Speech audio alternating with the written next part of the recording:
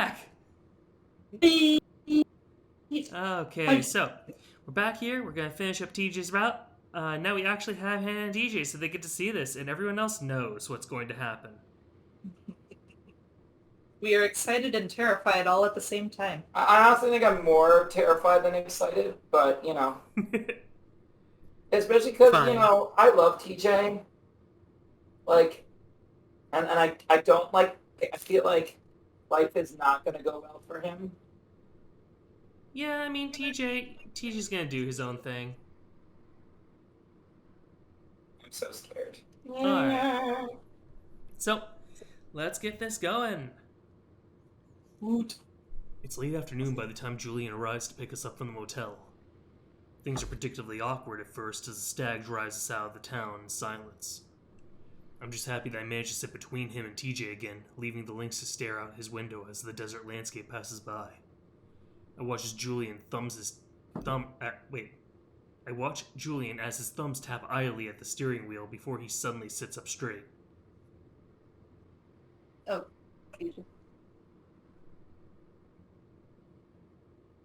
Oh, Chase, you left your camera on the truck bed yesterday. I forgot to tell you. Oh, I just want to share this before we continue. When we did this last time, we had everyone try their best interpretation of your voice, DJ, since we're like, yeah, pretty much Julian should just sound like you. Alright, I don't even change my voice at all. I'll make that easier. Yeah, like you, I'm not sure if it's you make it slightly Slightly higher, just a tick. Yeah, like Just but otherwise, slightly, but yeah. Julian does sound basically like you, and we all agree that's how he should sound. I love it. I like him. Well, Chase doesn't. I'm That's what's aware. important. But Chase is a dick, so... Excuse you. Chase is an otter? Chase is an otter with a dick he can't control. Thank you. You understand. He glances over at me and I nod. Ah, yeah. Probably should have remembered that.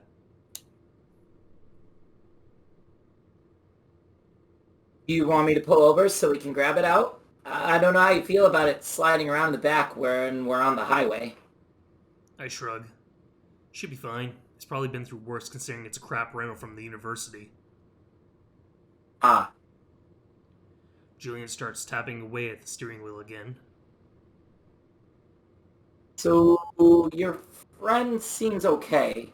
He'll need to rest a few months to recover, but he didn't seem too worried about that. I snort. Of course not. Yeah, anyway, what was it you guys wanted to do? Julian leans forward a bit to glance at TJ. I just wish he keeps his fucking eyes on the road. Oh my god, you dick! I nudge the lynx as he snaps his gaze from the window to look at us.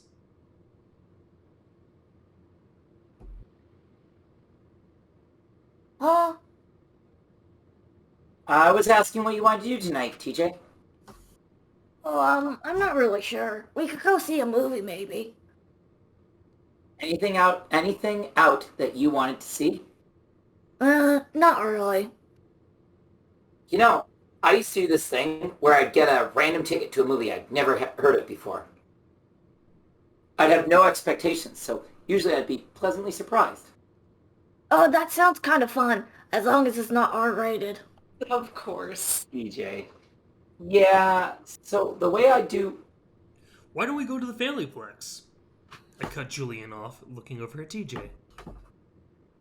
Family Plex? Yeah, you remember the place, right? We go there as kids for birthdays and stuff.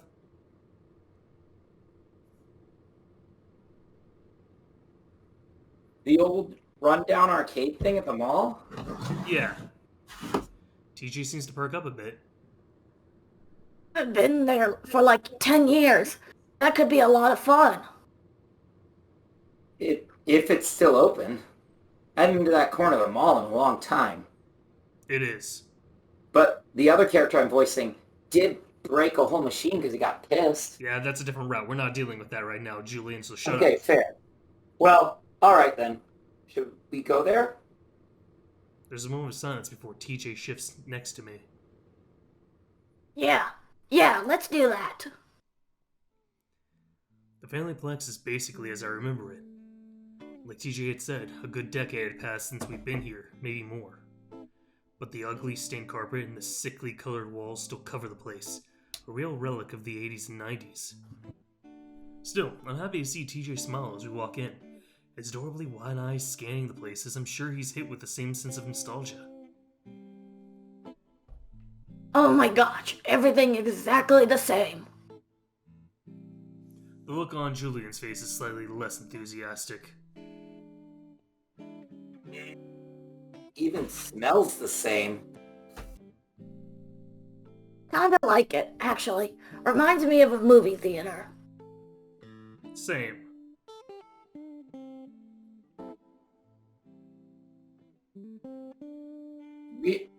It's really just the popcorn and recycled air from the AC. I realized then what a fucking stick in the mud Julian is, but I ignore him. Wow! Instead, following TJ as we make our way to the machines. Oh my gosh! Luckily, the place is mostly empty. There's a group of teenagers being loud and annoying It's over by the I'm coming aircon for you. tables. Yeah, Julian, what, you're like little fucking twigs on your head? Good fucking luck. But otherwise, we have the place to ourselves. For a moment, we just stand there, then Julian reaches into his pocket. You guys want to chip in some money and I can go get us a few rolls of quarters? I take out a 5, and so does Julian, while TJ hands over a 10. Wow, Teach, that's a lot. Tens. Besides, we'll go through them fast. We always do. Julian We got walks- tens. Julian walks off. TJ walks in going, I know I ain't broke. TJ's like, I'm made of money. I'm in danger. I'm in danger. While TJ and I wait awkwardly next to the skee ball ramp. I feel like things wouldn't be so tense if Julian wasn't here, and I feel myself getting progressively annoyed by his presence. I'm about to ask TJ how he's feeling when Julian comes back with 2 rolls of quarters.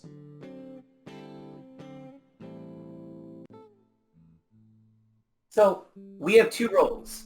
You want me to count out your shares, or? I shake my head. Doesn't matter. Yeah, we're just here to hang out anyway. TJ takes one of the rolls and tears off one end. You guys want a skee ball?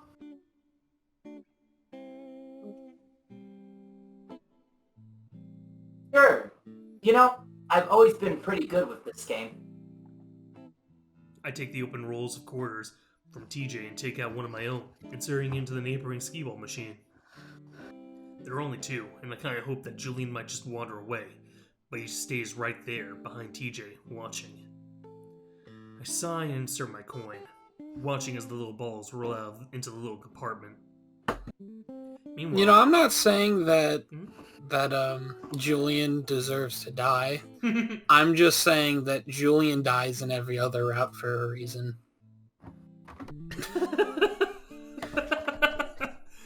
I mean, I know what that reason is, but I do like the insinuation that it's because of Chase. Because Hey, like Chase just like has a thing out for him. Chase is just like, how can I kill Julian and Fat? I'm not saying Why? that Julian needs to die. I'm just saying that he does die every route for a reason. Why? Because he's a good dude. Screw that guy. Chase. Do you Like, want me to literally, tell you? Julian has been nothing but being sweet this whole time. And Would Chase you is guys like I me to fucking remind hate you him. why He's a nice Julian dude. dies in the other routes? Because at this To be point, fair, you have seen him dead, so... Mhm.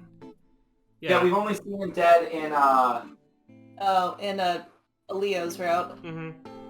Yep. Yeah, Janice butchers Julian, makes him into meat.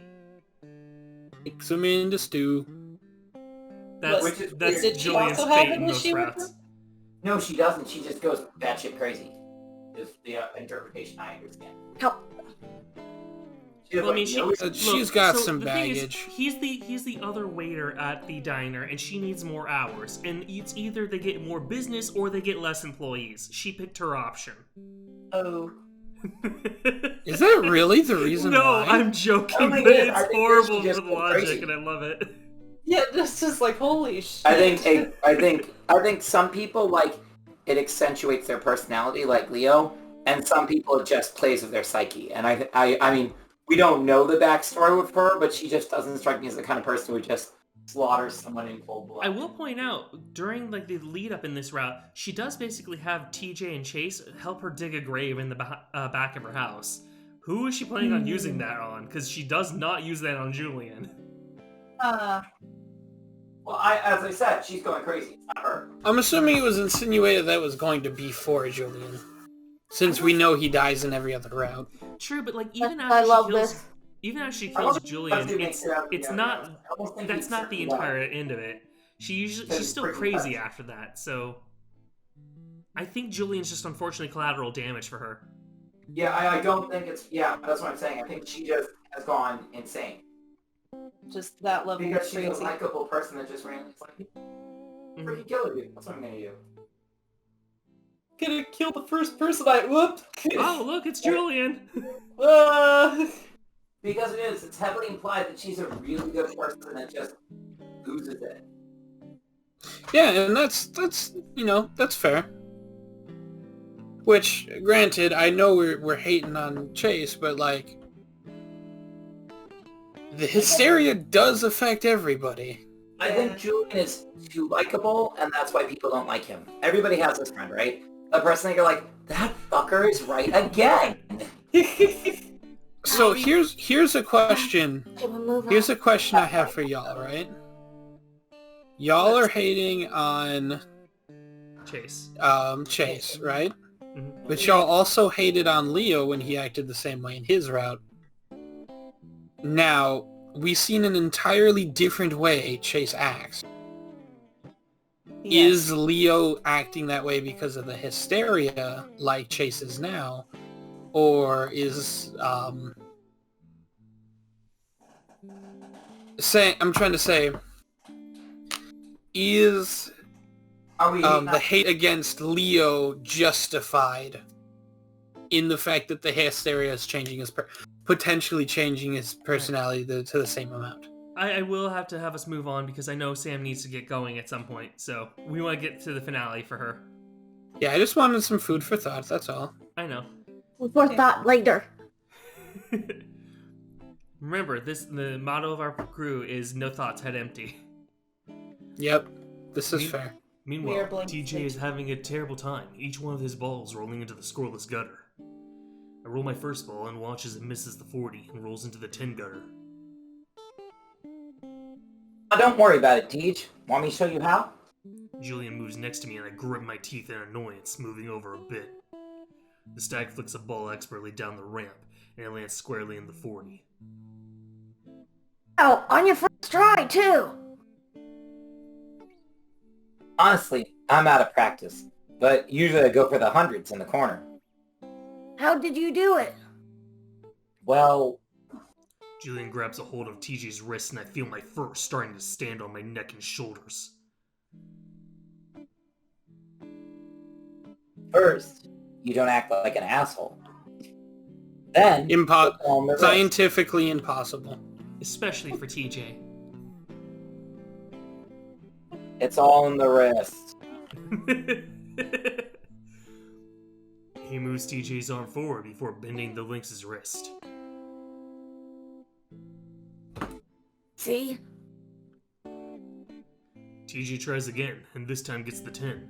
But on his second try, he lands in the 50. Nice. Julian holds up his paw and TJ slaps it loudly. The stag laughs and looks over at me. You alright, Chase? You still got 4 balls. Without a word, I turn back to my machine and huck the balls down the ramp, each one landing in the gutter. Meanwhile, I listen to Julian and TJ celebrate another 50. For the rest of the night, I follow TJ and Julian around, the stag showing the cat how best to play the games, all the while I stand next to him, dumping my quarters into games I don't even finish. I just want us to run out so we can leave. Chase, you're a fucking jerk. The drive back is quiet and intense. TJ and Julian asked me multiple times at the family plex if I was alright until I finally told them I just had a headache. Also, Harry, we can hear your mountain blade. Okay, I will turn it down more. Sorry. You're okay. Dick. Chase, you dick. Chase is... Okay, we went through this song and dance like the past 2 times we recorded TJ's route. We all know everyone hates Chase. This is basically that show Everybody Hates Chris, except now it's about Chase. Everybody Hates Leo turned into Everybody Hates Chase. Mm-hmm. That's really what happened. Which is kind of fun because I did get a little sick of Everyone Hates Leo. I'm not gonna lie. Well, now it's my turn to say, come on guys, let's move on. We'll get to move on to Everybody Feels Weird Feelings about Flynn soon. Everyone already hates Flynn, so I feel like that's gonna be like everyone goes, huh. That's what I Look, said, after everybody feels playing weird Flynn's feelings. route, I really don't It's hate Seb. Flynn. I love him. Hi, Seb. Hey, Nice. Seb. Seb! Food. Like I said, once we're through on hating on Chase, we'll get into feeling weird feelings towards Flynn. Hope everyone's ready for that. Oh, baby. Oh, I am. That stopped their questioning for the most part, and luckily that prompted TJ to approach we just go to the motel. I tense up again when he offers Julian to spend the night there, but luckily the stag declines, wanting to go back home to his own bed. As we drive, I notice TJ nodding off, his head bumping the glass of his window. You can lean against me, Tej. TJ's ears flick, flushing a bit. Oh, really? I mean, I don't wanna... As an answer, I reach over to clasp the side of TJ's face before I force the lynx's head to lean sideways against my shoulder. TJ stiffens up, but then he relaxes, and 5 minutes later, I can tell he's fallen into a light sleep. Julian glances over at us occasionally, but doesn't say anything. I lean my cheek against the top of TJ's head. I realize how good it feels to sort of envelop him like this. It feels like I'm protecting him. All those bad, tense feelings from the arcade start to melt away. Pretty soon, I start to drift off as well, the smooth drone of the highway lulling me to sleep. I open my eyes and see the back of a rusty white sedan pulled off to the side of the road. Julian's pulling off as well, behind the car. The sun's already getting low in the sky, a little bit of cloud cover rolling in from the west. That's when I realize there's a large coyote standing next to the car, leaned over and looking out at the front left wheel. She stands up when our headlights hit her, and she shields her eyes against the light. Janice. Julian shuts his headlights off.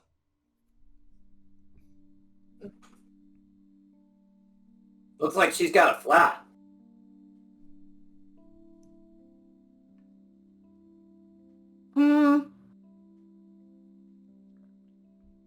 TJ wakes up, and I'm a bit disappointed to feel him shift off of my shoulder. What's going on?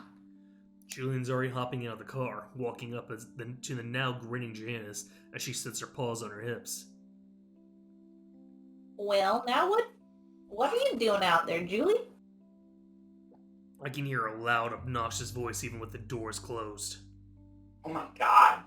Janice has a flat. Want to go back to sleep until Julian's helped her? TJ shakes his head, shifting himself to open the door and hop out. I sigh as he leaves, pushing myself across the seat to jump out as well. Jason Tobias too? She turns her psychotic grin on us.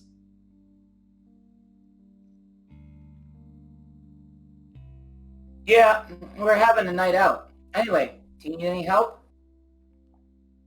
Well, you know, Julian, I actually do. I don't have my own Jack. Been missing for the past 15 years. Julian smiles back warmly. Well, I've got one. Do you need a spare? Yep, in the back. Hope it's not flat too. Haven't had to use that thing in a while. Well, go ahead and pop the trunk and we'll see what we get. I got my Jack. Julian jogs back to the truck while TJ and I stand behind Janice's car. Sadly, that's when the old coyote turns her attention on us. Well, how are you two doing this evening? Doing well, thanks. I want to thank you again for doing all that yard work during your vacation. Seems I'm always out here just needing help. Oh, it was no trouble at all, ma'am. I'm happy to let TJ do the talking, just wanting to get this all over with as soon as possible so that we can head back to the motel. I squint as Julian's headlights come back on and he hops out of his truck. Just want to give us a little more light. Janice pops Janice pops the trunk and lifts it up, revealing a cluttered mess inside. She pushes it all aside and lifts up the flap, revealing an old rusty spare tire. She nudges at it, testing the air pressure before lifting it out. Well, it's a little deflated, but it should be enough to get me to Duke's house. I know he's got a few tires I can probably use. If not, I'll just get him to drive out and buy me one. Julian kneels down next to Janice's car, setting up the jack. We stand there in silence for a bit, watching the stag as he works. We've got a flat. How about that? Speaking of your vacation, wasn't really a vacation for you, was it, Chase? My heart sinks a bit as the dumb yoke turns her attention directly on me. I grunt politely in question, keeping my gaze on Julian to show Janice that I'm definitely not interested in what she has to say. Oh my gosh. You actual cock. Well, that grumpy lizard twin was telling me about it in the diner a few days back.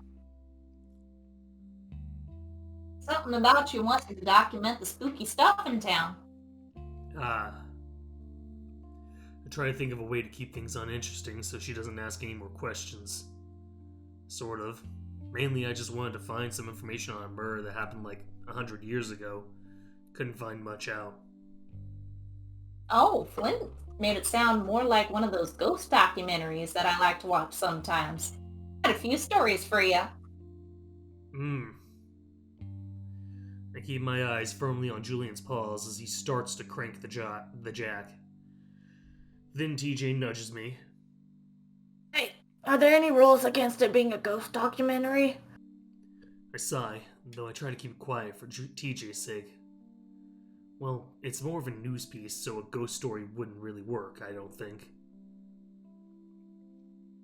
Actually, I've seen segments on the news about ghosts. I don't know if they're serious, but when someone catches something on camera, sometimes they'll play it. I shrug. Well, even if that is the case, it probably won't give me a very good grade. It's better than no grade at all. TJ smiles encouragingly at me, and I can't help but smile back. He always has a way of cheering me up, no matter how bad of a mood I'm in. That theory would be just about the history of it rather than making it seem real, even if it is real. I sigh again, though this time I don't try to cover it up. Janice either doesn't notice or doesn't care. So, would you like to hear them? Yeah, let me grab my notepad real quick. I walk over to Julian's truck, listening to Janice as she babbles excitedly to TJ about how scary it is. I try to unzip the bag, but the ledge of the truck bed is too tall, so I had to grab the whole fucking thing and trudge it back over to the car. I unzip the side pocket and pull out my notepad and pen. Then I stand up straight and look at Janice expectantly. The coyote sits on the ledge of the truck, making the car shift. Julian pauses, eyes wide as I'm sure he thought the sedan was about to topple off the jack. Well, let's see. I can start with what my grandpa told me. Yeah, that works. Actually, that's great, because this happened right here in these very woods. Janice gestures off to the side of the road at the trees. So, my grandpa was taking a walk in there with my grandma in, I want to say sometime in the 40s, right after they were married. They were walking along one of the little trails in there. As they were, they started hearing the strange sound in the trees, like something scuttling up and down the branches. They kept looking, but they couldn't see anything. TJ hugs himself and rubs his arms with his paws. Wow, that's creepy. Oh, that ain't the half of it, Tobias. Thing is, as they kept walking, these sounds followed them, and then... Janice lowers her voice, and despite my annoyance, I have to draw in a bit closer to hear her next words. they started to hear talk. Hear what talk? TJ is fully drawn in by Janice's theatrics, and I had to struggle not to roll my eyes. Well, whatever it was, it started talking down to them. Janice pauses and then glances at me, and I make sure not to give her anything, staring glassy-eyed at my notepad. What did it say? Well, just strange things like, "You're here, and I see you." Though my grandpa said he wasn't even sure if it was talking to them, really. He said that when it started to just laugh, that's when he and Grandma started running. Even then, it followed them. He said it sounded like it was rising in the air and landing from tree to tree, following them until they got out.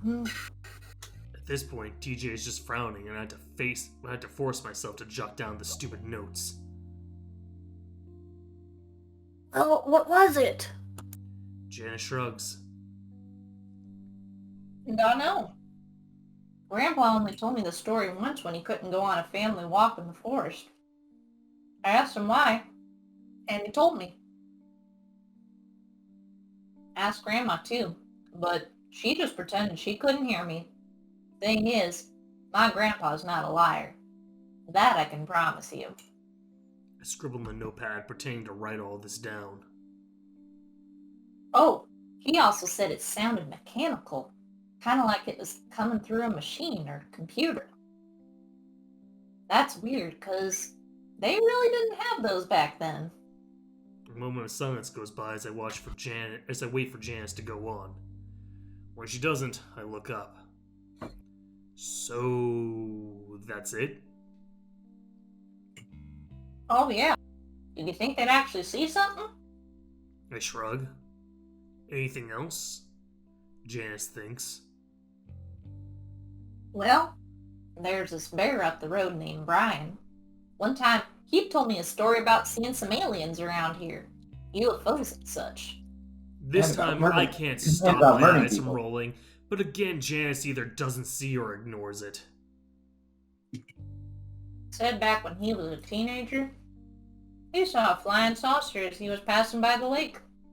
I don't even bother to move my pen, but Janice just keeps going. You know, I was listening to this podcast a while back. You know, those radio shows on the internet? One way to word podcast. Oh yeah, I love listening to those when I work out. Well, there's this paranormal one. Now listen, that really goes in depth on that kind of stuff. And you know, we've all heard the story about gold in the quartz deposit. Yep. Well,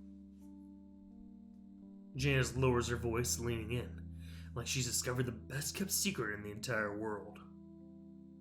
in the podcast, they were going on about how places with lots of quartz ends up being more haunted. You know why? I don't say anything, so TJ chimes in. Why? Well, the quartz captures stuff from the past, like really emotional, angry stuff. And sometimes, when things line up just right, they play it back. Only, when they do, it's all twisted up and mixed with other stuff. Makes what you see really awful and horrible looking. But, you know, Janice pauses again. What? I think there's more to it than that. I think there's something with a conscious mind behind it all here in Echo. I finally have to break in. Has anything happened to you, specifically? You know, it's better if I have something straight from the source rather than secondhand. Oh my gosh, TJ. Chase, I want to punch you in the face. Janice finally goes quiet then, eyes flicking down to look at the ground. Julian, meanwhile, has pulled off the tire and is fitting the spare in place. Well, maybe. I grit my teeth. What do you mean? Janice lets out a soft, mirthless chuckle. Let's just say, I've seen things I promise not to tell anyone about, Chase. I can't tell if she's joking or not, so I just go along with it. He's murdered. Oh, you order a hit on someone? Something like that. Maybe, Chase. TJ stands there, a mortified expression on his face. I look down at my camera bag. Well, I think it might be good to get some footage of the trees in there while there's still a little light. If I'm gonna do the whole ghost story thing, then I better give it a horror movie vibe. Oh, well that sounds wonderfully spooky. I start toward the tree line, then look back at TJ. You wanna come with? Oh, TJ looks back at Janice and Julian, the latter of which is screwing in the tire. TJ, give him some company in there. Especially after I told you all that story. Janice cackles, causing the car to shake again. Besides, I don't mind keeping Julian company in the meantime. She's gonna friggin' murder me. Jeez. Julian grunts as he keeps his focus on the tire. Oh, okay. With that, TJ and I cross the ditch into the forest, following the little trail that weaves through the trees. As the darkness of the forest engulfs us, I look back at TJ, and I see him timidly moving along, looking at the trees nervously. I grin. Are you scared? TJ looks over at me with a start. He lets out a soft laugh. Oh yeah, maybe a little bit. I pause, waiting for the lynx to catch up to me. Then I hold out my paw to him. He stares at it for a moment, as if not comprehending what it is. I stubbornly keep it outstretched. No one's gonna see. TJ seems to think for a moment. Then I see the lynx wipe his paw on his pants quickly before reaching out to take mine. I pull TJ along through the forest, glancing up occasionally to see if I can find a patch of sky sufficient enough for the shot I want. Don't worry, man. You know I saw something in here too. What? TJ's busy looking off into the trees, his ears perked, listening. Yep. When I was a kid, I thought I saw a fox hanging from the trees. Oh my gosh, please don't tell me that right now. I frowned. Listen, what I realize is that sometimes people hallucinate things. I'd rather just not talk about it right now. All I'm saying is that the stories that Janice told us aren't real. And even if they are, those people hallucinated. That's it. Oh, sure, but that doesn't mean I won't still freak out if I do see something. I squeezed the lynx's paw in mine, shaking it around a little. Well, you've got me if that happens. TJ squeezes back. There's a slight resistance in his grasp, though, as if he's trying to pull me back. I have so many damn lines, I don't like it. You're right. You know what, Seb? I have no sympathy now for you when it comes to the smoke room. Well, As if he's trying to pull back from me, while at the same time holding on to me. Chase, have you been feeling alright? Nope. I feel fine. I stop on the path, looking up at the little patch of dusky sky above me, almost spherical and perfect for the shot I'm gonna get. Because you seem a little bit off, especially when we were at the family plex. And I know we've all been a little off since what happened. I mean, I was feeling really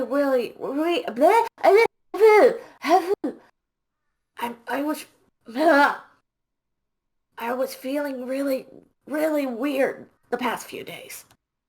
I set the bag on the path, unzipping the main compartment and pulling out the camera. Maybe you're feeling the same way I was? I shrug, turning the camera on. I feel fine, Teej. TJ suddenly places a paw on my arm, and that gives me pause. Chase, are you sure? He's looking me directly in the eye, his paw pads warming the fur and skin under them, chasing away the chill of the evening. It's his wide blue eyes that catch my attention, though. They're sincere, kind, and full of love. It's then that I realize what TJ's trying to tell me. After all this time we spent together over the week, getting to know each other better, talking about our future plans, it's only now that I realize. I stand up straight, facing the lynx more directly, a soft smile on my lips. TJ looks up at me, eyes looking over my face, as if searching for something. I lean in and kiss him. It lasts a moment. Please. Stop pounding on the table. That is important. Fuck you, Chase!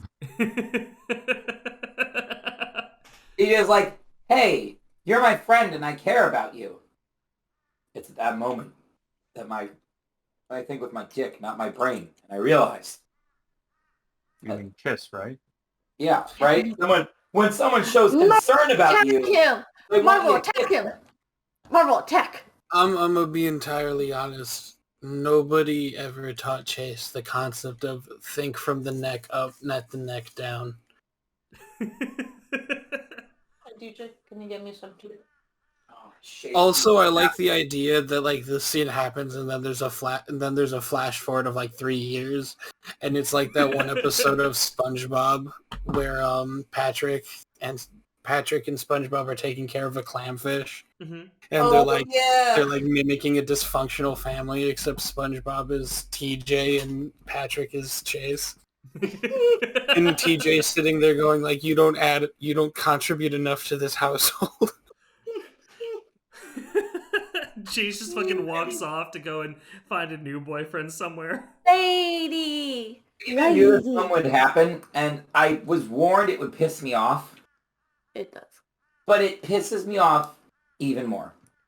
Especially because especially because, to the author's credit, we're in Chase's point of view, Mhm. which in some situations lets you understand where a misunderstanding happens, right? Yeah. And you go, oh wow, Chase really thought that TJ was hitting on him. You know, this was a misunderstanding. Oh boy, how painful for poor Chase, right? Like he misunderstood this. No. I mean, yes, it does show us his misunderstanding, but his misunderstanding here is so woefully self-indulgent. So far removed from like what TJ's concerns probably are. Right? It's so woefully self-indulgent. It makes me want to find a punching bag, label it Chase, make it look like a cute otter, punch it, burn it. Excuse you, otters did nothing wrong. Chase did things wrong. Otters are adorable. They are. But that's how angry I'm at Chase. I want to grab a punching bag. I want to put Chase's face on it. I want to punch it. Now, Then, I do when I'm done just point punching this it, out I real want to quick. burn it. So, you guys remember how like I showed you a whole bunch of images from this game, and I said this is the one that I found the most terrifying? Yeah, this was the one. Yep. Well, that's part of the reason is TJ basically, and the thing is, I was viewing this more as horrifying from TJ's point of view rather than Chase's. With Chase, yeah, he's a dick, he's an awful person, but think about it from TJ's point of view. He's spending this entire week with like his older brother figure, somebody he's cared about, but he definitely is not attracted to in that way, at least. Or if he is, he's not really come to terms with that. And suddenly, this guy forces himself upon you for a kiss. And oh my god, why did my mail system thing fucking pop up all of a sudden? That's in the recording now, great. Yay. We've been trying to get a hold of you about your Unfortunately. car's extended warranty. It actually was sending an email for some reason, and I'm gonna have to... We've been trying to get a hold of you about your student loans. Oh god. No, they couldn't care less. You've already paid those. Alright, well, either way. So Honestly, that's- so Back mad. to the story. I am Sorry. so mad. I knew I'd be mad at this moment. Like, I was even prepared to be mad. I'm Don't more worry. mad. Don't worry, it gets worse. It does. It does. Oh boy. Alright, let's buckle up. Alright. We're So- on a So, trip. my See, glasses that's just not got the thrown Not into a the very air. good trip. They might get thrown across the room. Don't do that, sweetie. Don't mess up your stuff. I'm just gonna Something point else out... that is. Sorry, you were saying, Hannah? I was just saying, grab something that's not going to break. Like a cat. Come here, We're lady. leaving this house anyway. Can I throw pasta around? All right. So, Now, should I you guys fall ready back? for this to get so much worse? Yes. Oh, Yes. Barbara did not like that. It lasts a moment. Our lips meet, mine and his for the first time. It's a moment of pure bliss. And I No, close it my isn't. eyes to show the Lynx just how passionate I am about it. No! I feel his lips freeze up against mine, then suddenly they're gone. You think? I open my eyes in time to see TJ stumbling backward. One paw flies up to his mouth, while the other stretches out behind himself, as if he's worried he's going to run into the trees. I guess I surprised him. I smile and follow the cat, reaching out my paws. You alright? I reach for him. He pushes my paws away. I frown. What? Actually assaulted him. That. TJ's whispering, but it's a loud sort of whisper, almost deafening in the quiet forest. What do you mean? I kissed you, TJ. I love you. There's a look of pure shock and horror on TJ's face that stuns me. Chase. There are classes about what you are doing. It What is are you called talking sexual about? assault. DJ, this is gonna get worse, and you're gonna have to just accept that. Yep. We're This is gonna get worse. You're just gonna have to accept that. TJ, No. you're asking Hannah, really where's the dumb alcohol? I'm questions drinking right water now. right now. You heard me. I feel myself getting a little irritated. I just bared my soul to him, and now he's acting like I just told him a terrible secret. But you mean like a friend? No, I mean like a boyfriend, a lover. I reach out again, but this time TJ twists away from me, and then starts to back up, back the way we came from. I follow him. Come. I can see his rapid breathing, his wide eyes like a cornered animal. I feel myself getting angrier. What do you mean, how come? Do I need to explain it to you? Yeah. TJ keeps backing up, and I see what looks like fear in his eyes. I don't understand it at all. He starts to turn around, but I grab his arm. Hey, You flirt with me all fucking week, and now you're asking why? What the fuck are you talking about? Chase, let me go. He tries to pull away weakly, but I yank him forward so hard his teeth clack together in front of my face. He gasps. You make eyes at me across the table at the diner while we're doing yard work at Chance's house, and you don't get why? Why the hell am I getting so angry? Go. TJ's still whispering, but it's getting louder. So you were just leading me on? I feel Yes. my voice break as it rises in volume as well. What is happening? Why am I doing this? Is this a dream? Were you leading me the fuck on, TJ? I see tears brimming in TJ's eyes, and he looks away from me, like a kid that just got caught doing something wrong. Do I need to tell you again? TJ, I fucking love you. I've known it since I picked you up from the college. Listen to me. I pull him closer, but as I do, he lashes out. I see a flash of light, and the next thing I know, TJ's escaped my grasp. Good boy, TJ. My paw is still stuck in the air as I watch the lynx disappear through the trees. Soon the sounds of his footsteps fade as well, and I'm left alone in the deathly quiet forest. I stare for a long time, listening to the nothingness, maybe waiting for TJ to come back, or for Julian to come up the path to beat me up. But nothing happens. I don't know how long I stand there, but then when I look up, I see that the sun has finally set. I numbly lift the camera in my other hand, still holding onto it like I was when I kissed TJ. Slowly, I walk over to the bag and kneel down, putting the camera away. That's when I feel the nape of my neck prickle. TJ? I look back hopefully, but the path is empty. The forest, though. The trees and branches and leaves that outline the path, just before it curves out of sight, just 15 feet ahead of me. There's a shape in the trees, the shape of legs, arms, a torso, and maybe a head. The shadowy figure seems to blend into the leaves, almost melting into the twilight. I blink hard, but when I open my eyes, the figure is still there, unmoving, unchanged. That's when I realize that even though I'm holding my breath, I can still hear breathing. It comes from the direction of the shape, even though it doesn't move at all. It looks like a painting. Slowly, I stand up. It doesn't move. I start to walk forward, and that's when it changes. It starts to melt back into the trees, but the branches and leaves don't move.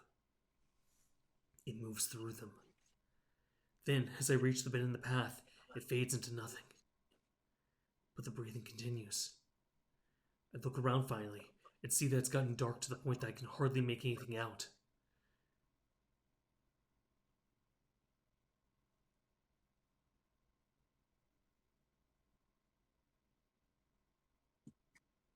Everything that you see is twisted from what it once was. But what is it? It was something once, just like I was. But nothing here is obligated to make sense to you. But what does it want? What does anything here want? The only thing you know for sure is that it's evil.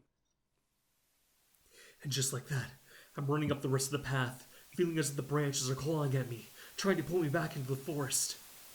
And still, the breathing continues just over my shoulder, growing ragged with my own, following me, chasing me.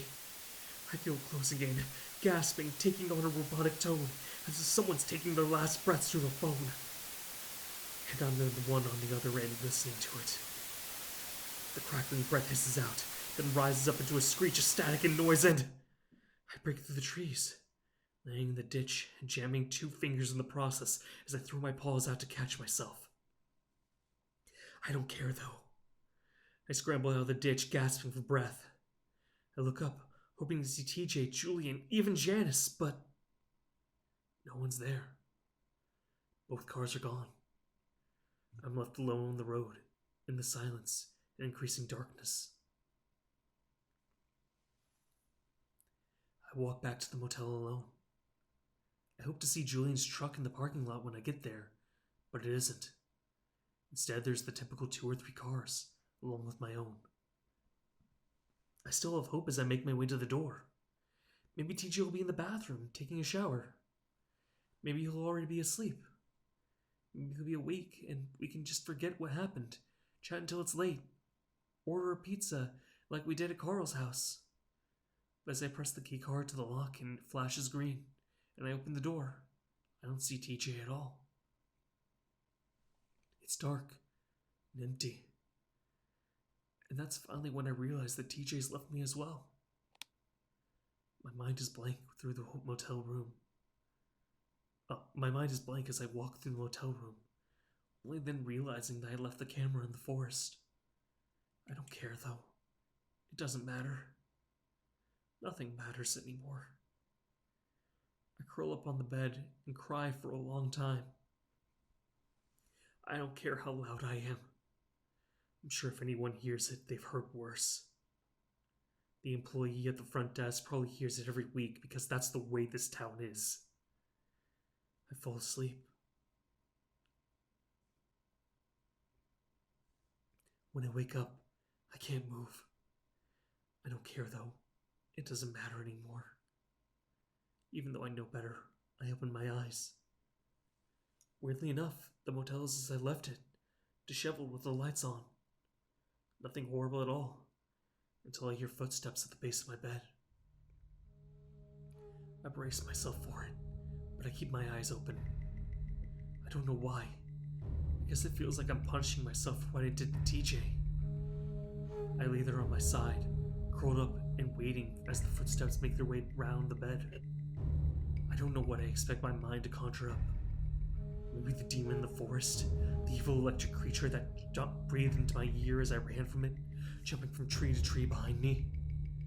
What I didn't expect to see is a small old kid fox in a button-up shirt and a tie. I watch as he sets a card down on the little table next to my bed. I get a moment to see the silver ring on his finger and the warm black claws. Then he picks up a bottle from the table that isn't there and takes a swig from it. Then he moves over to the closet rod, clothes that I don't recognize hanging from it. He's got a cord of some kind in his paws. He starts to tie it up on the rod, while the other end gets tied around his neck. I know what he's doing, and now I try to close my eyes, but something seems to hold them open. This is too real. The fox braces himself against the wall, and I see his face clearly. Kind, weary, hopeless. And then he sits, but he doesn't completely sit because the cord pulls taut, and he's left with his legs at a loose slant on the ground. I see his eyes bulge, turning red, and at the same time those eyes meet mine, and I think he sees me. I gasp and sit up in the bed, but he doesn't disappear. He lingers. It's only when he starts to go into convulsions that he begins to fade away. I hug my knees, my back pressed against the headboard of the bed as the fox continues to stare at me, then completely disappears. It was real. It was real.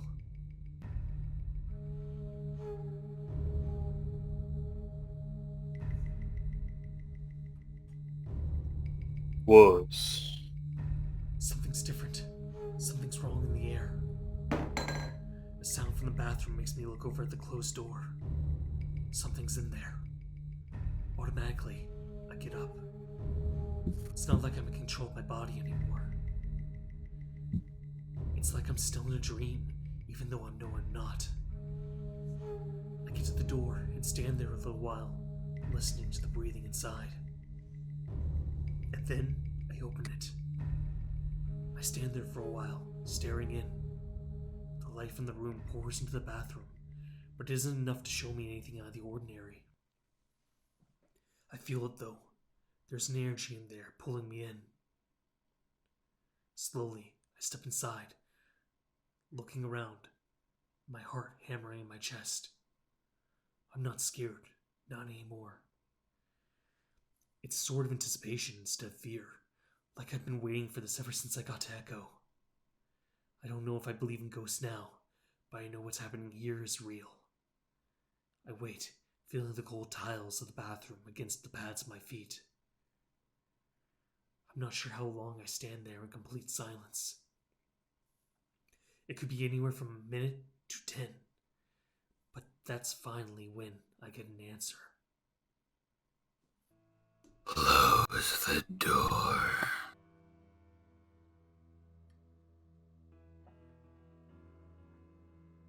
Close the door. I don't hear anything, but I feel it, and I feel it coming from my left. I look, but I don't see anything. This isn't like the other times, when I'd hear him inside my head.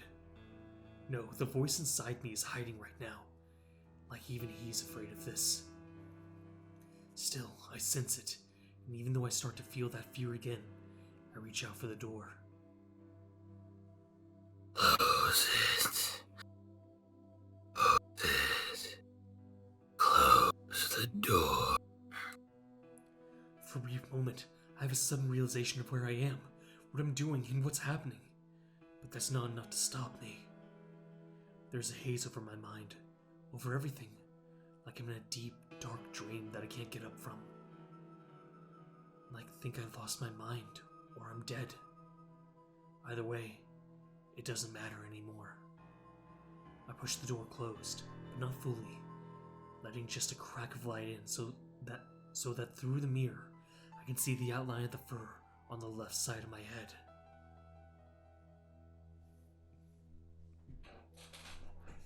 But as I'm looking at that, I start to get the feeling that it's not me in the mirror. I look shorter, smaller, and something's wrong with my face. I can almost see what looks like the corner of a mouth stretched all the way across the jaw. Just like I saw in the diner bathroom 5 days ago? I don't know. It feels so long. But it's then that I realize the presence I feel is coming from this thing in the mirror. We stare at each other for a long time, the fear rising and rising until it's almost overwhelming. But my feet won't move. My mind won't reason with what's happening.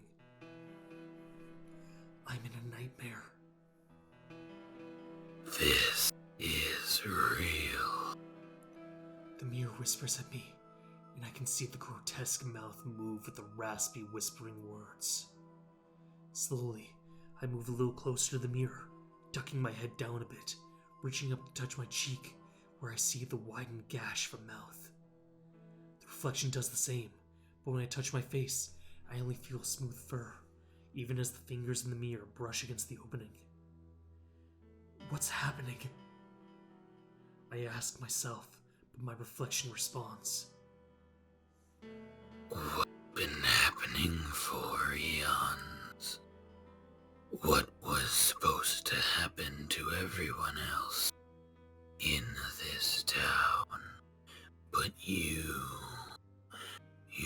stopped it. What? Coming back here with your secret. Almost started it, but now that everyone's about to find out. What are you talking about? This town might actually survive if they find out. Find out what? I bring both paws up to the press against the sides of my face, as if to cover up the gaping mouth. You know what? I squint at the reflection, trying to figure out why it looks so familiar. Sydney? There's a raspy, rustling sound, and I see the thing in the mirror shake, its head twitching from side to side, far too fast to be anything of this world. I take a step back. Dread rises in my chest. No, this was supposed to be over. I'm not supposed to see things anymore. You always knew they were wrong. Always knew that what you saw was real. Nothing normal about this. But it's not me seeing things again that's got me feeling the way I do. No. What secret are you talking about? Again, that raspy sound of rustling leaves, sounding old and forgotten. That's what it feels like I'm talking to. Something old, monolithic, and ancient. You don't need me to tell you. I grasp my shirt, twisting the fabric in my paws, feeling like I might panic, that I might go insane. Already insane. But how is anyone gonna find out? No one knows. You know that's not true. Who was responsible for the rule joke? I swallow hard. Someone knows. No, that was something else. They didn't know. It was a stupid prank on me to make me look bad, to ruin our vacation. Vacation? Is that what I'm on right now? That thought is foolish, and you know it. Is that Matt?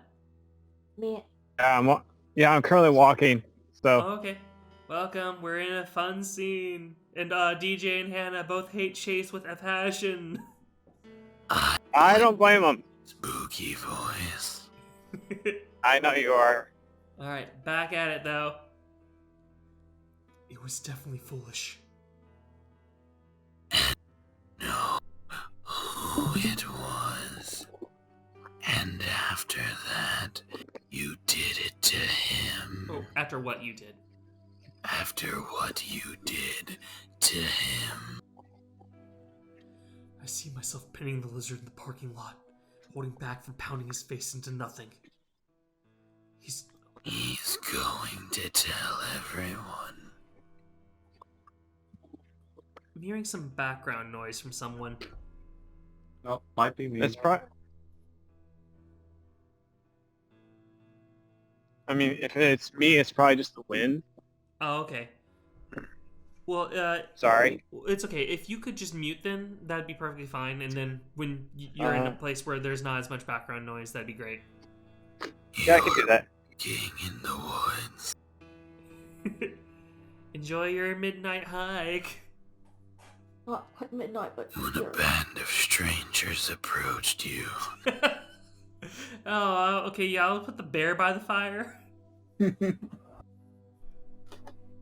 No. Your voice is terrifying. Thank you. Oh, yeah, no, I love doing voices like that as well. That is a good voice, by the way, though, Harry.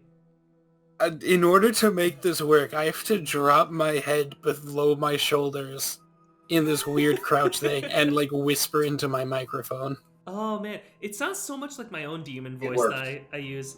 Like, it's like, I hear myself whine, feeling like a child, like a small creature in the mirror. kind of like that. Honestly, I was like kind of scared too much of my just pure breath was going in and not actual words, so... Oh, you're doing a good job with it, though. 'Cause, yeah, Cool, thank you. I'm trying to think. I think like you're the only other person I've ever heard be able to pull that voice off as well. So that's really impressive. Well, glad to hear it. Right back at it, though. Back to the grind. Man, all this demon work is terrifying. It's so exhausting. Let me tell you, Stephanie, you just would not believe... Right, I have to get back on the phone. I'm sorry. as I was saying, Okay, Brian, just make sure that you clock in your hours. You don't want to be charged for not getting all your hours in. fucking OSHA.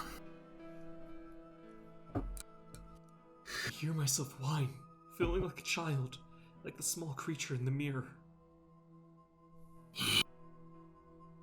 Unless I wait, feeling tears well up in my eyes, knowing that my life is about to change forever. The silence drags on and on until I finally break it. What? I can help you keep the secret. I wait a while longer, but the reflection stays quiet. I get the sense that time is going faster than I perceive it, my legs aching from standing here rigidly on the cold tile floor. Help me? I can tell you what you can do to keep the things the way they are. I feel a small ray of hope pierce through the towering cloud of impending doom in my chest. How? There's a dark pause, a moment that marks an in-between, between what was and what's about to become. I know things can't truly stay the way they are. They never do. Another Don't split kill in my the life, lizard. just like what happened years ago. Finally, the thing speaks, and I hear exactly what I expect. Do the same to the lizard.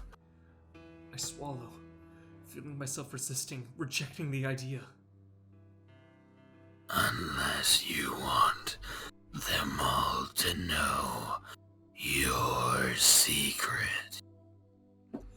But how do I know it was him? He sounded like he had no idea what we were doing.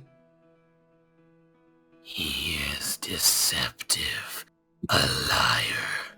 His entire family has always been liars. But I can't, if I don't know for sure. Show him the note. You'll see his reaction. The truth. My paws drift to my pocket, feeling the gentle outline of the folded paper. Who are you? The rustling leaves again, and realize that while this might be Sydney, it's something more than Sydney. And it doesn't answer me. We stand there for a long time again. Minutes, hours, I don't know. Why would you help me? This time, The answer is immediate. This town needs secrets. Why? Again, no answer, and I stand there for what feels like hours. As I continue to stare at the small, disfigured creature, I get the feeling that it's starting to move independent from me. That thought scares me, and I lift my paws. I'm relieved to see the reflection do the same, but as soon as I touch my face, I feel the corner of my mouth stretched up to my ears. In a sudden burst of panic, I lunge for the light switch and flip it on. I'm stunned as I'm bathed by blinding yellow light, and I have to shut my eyes for a moment before opening them. I see myself in the mirror as I have always been, staring back blearily. My eyes are bloodshot, and my figure seems to sag with exhaustion. I stand there for a while, feeling my mind cloud up even more as I go over what just happened. Then a violent shiver comes over my body, like I'm suffering from a high fever. I feel sick. My skin is sensitive, and my joints are sore, and after a moment, I move back into the motel room. I can see that it's light outside through the curtains. How long was I in there? It must have been hours. I don't care, though. Still shivering, I head for the closet closest bed, sliding under the covers of my clothes and laying my head against the pillow. I realize then that this is Jenna's bed, and I can smell her perfume, along with the faint scent of fox musk on the pillow. Where was she again? I can't even remember through the haze in my head.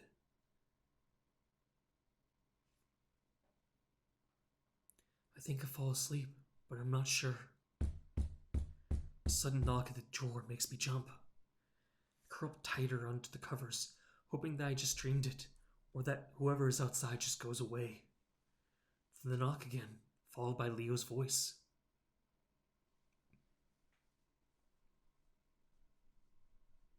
I literally just said, "What the fuck?" Okay. Weren't expecting to have to voice Leo, were you? Hold on. Otter, you in there? Also, I just have a fun question for you, because we actually have a good amount of time still. Where the fuck has Leo been this entire route? I have no fucking clue, man. I don't know. Hitting on Kudzu, because who wouldn't be? Is he trying to get out of town, or after a certain point? Or... I'm also going to point out something else. I still have a headcanon where he's hitting on Kudzu. And Do you think Leo and Kudzu being an option? No, not really, but... Alright, I just want to point out another thing. It's Sunday now. Yeah, I recognize Where that. is the hysteria? It hasn't happened. But I have a couple of theories on this. One, the hysteria is the worst version of yourself you don't want to be public, being public. Two, it seems like Chase was playing what he thought was a childish fun prank on Sydney, and it went horribly wrong. And this thing, whatever it is, would really like to destroy, likes things not being good. Right? Like, it likes things not going well. And earlier, we actually have precedence for this, that Chase has guilt on him, but we totally didn't buy it originally. And that's, what was it? It was like, what's his name? I mean, the bear's just a jerk, but the other guy actually isn't as much of a jerk. You're talking about Brian and Duke? Duke. Yeah, Duke. Duke is like, I've heard there's some guilt.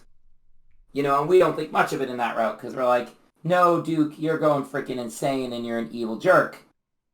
Well, alright. There might actually be some truth behind what he was saying. It looks like Chase, I don't think he intentionally killed Sydney. I just don't see that happening. Although this version of Chase just might have. I don't know. This version of Chase seems like an absolute dick. It sounds like I've slowly but surely converted all of you into my multiverse theory.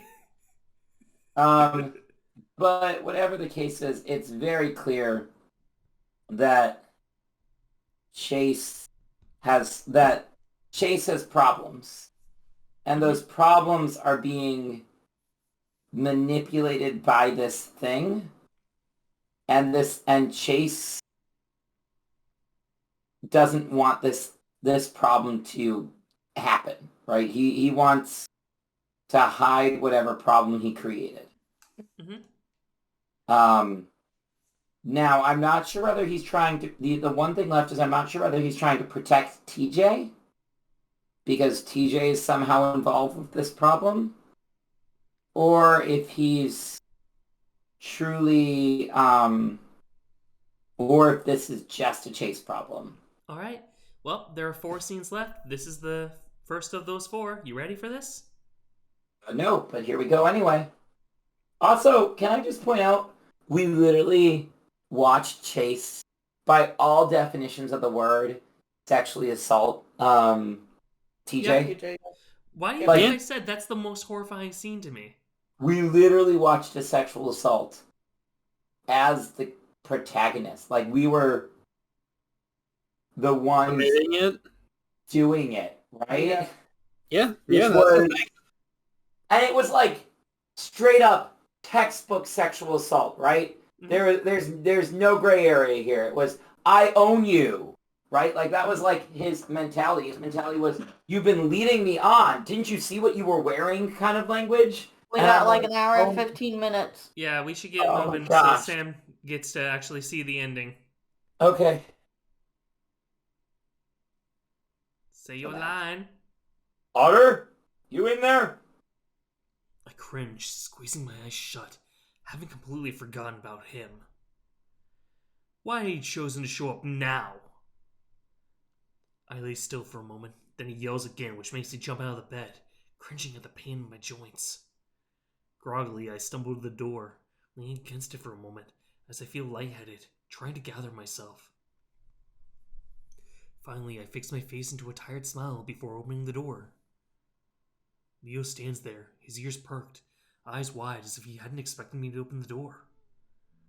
Oh, hey Chase. Are you alright? He reaches out to rest a paw on my shoulder, looking me over. Yeah, was up all night doing my project. I left it till the last minute. I give him a sheepish grin. Leo clicks his tongue at me. Isn't that due tomorrow? And aren't you driving home all day today? I shrug. I'll be fine.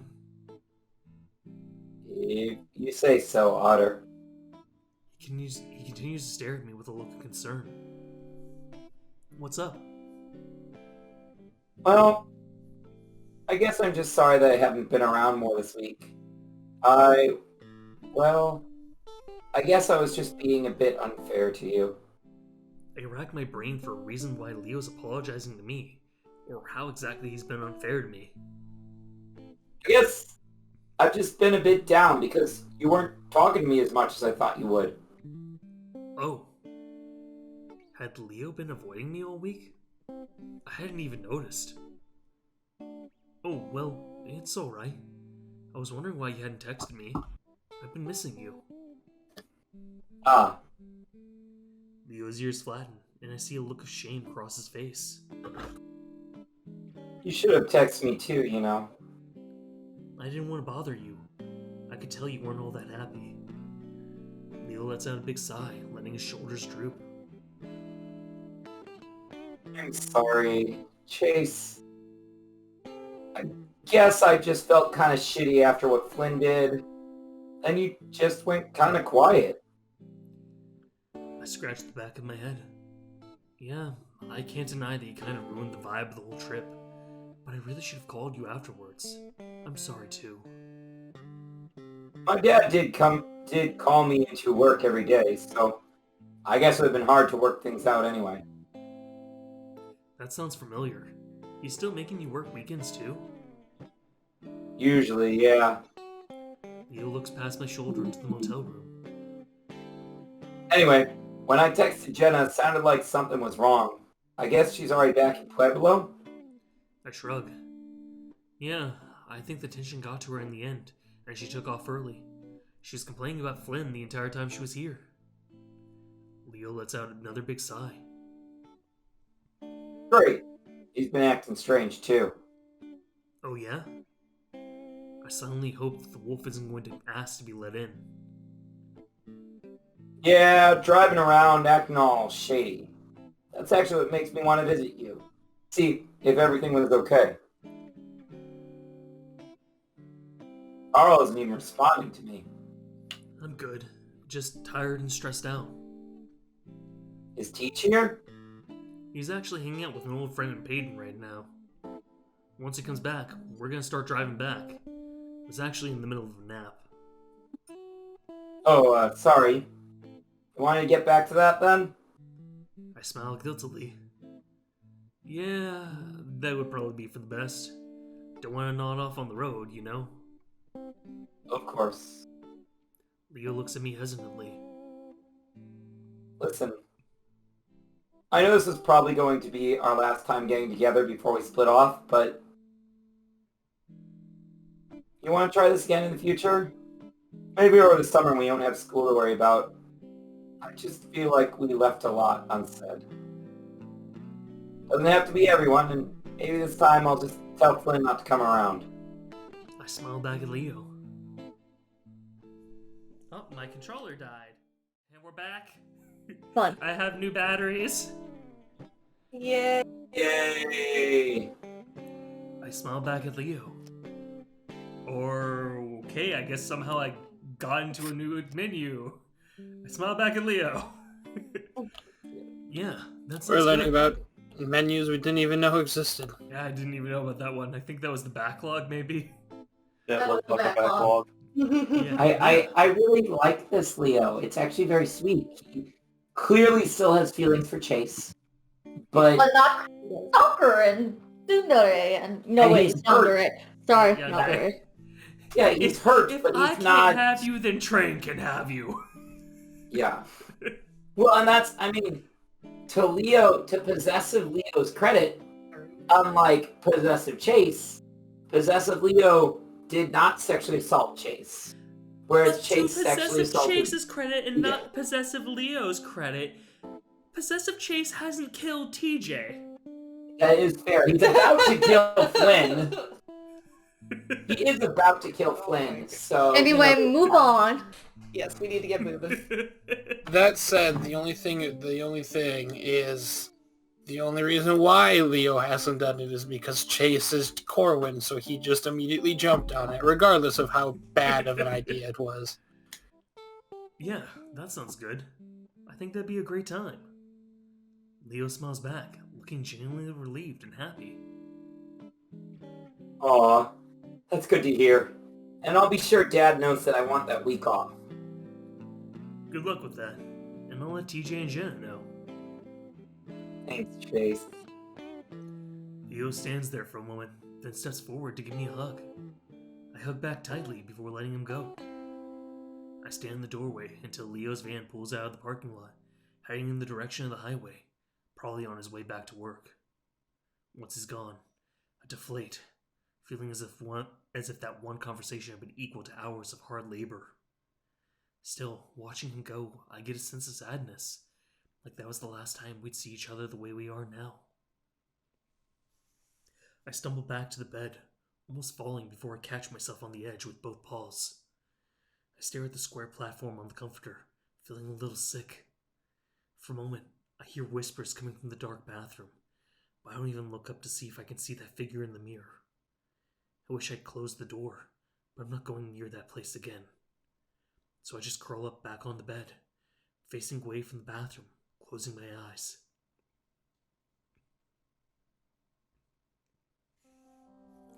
I got bored of skipping rocks pretty quickly. Leo was so good at it. He could skip them over the water 5 times before they sunk. Even Jenna could do it at least 3 times. Mine would just splat. Mine would splat once and sink like the stones they were. After Leo laughed at my last one, I glared and decided to go further down the beach where no one else could go. Hey, not the way of the rocks. You're gonna get hit. Leo telling me be careful only made me more angry, and I cut through the water, far below the surface so they couldn't see me. I go back in the direction where we all came from. wondering if Sydney and Toby are still in the shallows, that I might be able to surprise them. When I come around the curve of the beach, I see that they are in fact in the shallows. I can tell immediately that something isn't right. Toby's flat on his stomach in the water. Sydney is sitting on his back. Toby has just enough room that his head barely sticks out of the water. And I poke my head up, as I poke my head up, I can hear the cat sobbing. Sydney isn't saying much at all. He's got a strange look on his face.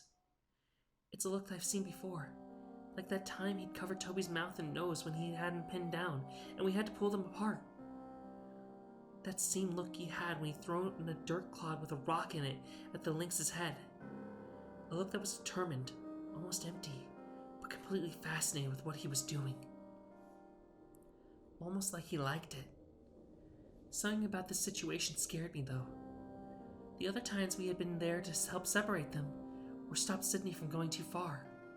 But now, it looked like he was trying to kill the cat. Every now and then, a wave would slosh over Toby's mouth and nose, and he'd yell and struggle frantically, begging Sydney to get off. But Sydney just sat there, enamored with his own cruelty. He was going to kill Toby, just like he killed his dad. My vision blurs as I go under and speed toward them. I leap out of the water to knock Sydney off the lynx as hard as I can. Sydney falls back into the water before quickly pushing himself back up. I see the look of horror on his face, not at what I'm about to do to him, but because he got caught doing something bad. Not just bad, but weird and scary, and something that no one should ever do, not even if you're a kid. I don't think he could ever explain why he liked doing it. That imprints himself on my mind. TJ runs off. I don't know where to. I try to get Sydney to tell me what he was doing for a while. I don't remember exactly what happens, but I get angry. I throw a punch. It misses and hits him in the throat instead. He lets out a hard cough, reaching up with both paws to clutch at his neck. He manages to stumble to his feet without using his paws, his Luce Lobo swim trunks wetly clinging to his legs. I don't give him a chance to stand for long. I tackle him again and grab his head, shoving it underwater. He scrambles frantically. I feel a dark satisfaction in my chest at the way I can hear his screams through the bubbling of his exhaled breathing. I finally let him go after a good 10 seconds, and he comes up, gagging and choking. He starts to scramble away on his paws and knees before getting up. I see snot hanging from his nose and chin as he stumbles, snorting out water, and I can tell he's about to cry. Hannah, you were young, Sydney. You tried to kill me! I'm telling Leo! You tried to murder me! So that was it. For some reason, the way he immediately tried to put that on me, it was then that I believed he was trying to kill TJ. Maybe not on purpose, maybe just waiting for it to accidentally happen. I don't know. But now he was going to make everyone think I'm a murderer, even though we all know he did it. He stumbles away and I go after him, grabbing him. He's trying to kill me! His voice is weak, and so is his body, especially in the water. I poke my head up through the waves in front of the others. Otter! Move! We're gonna hit your head! I shrug my shoulders, dipping under the water again, so that I can hug myself and tremble alone.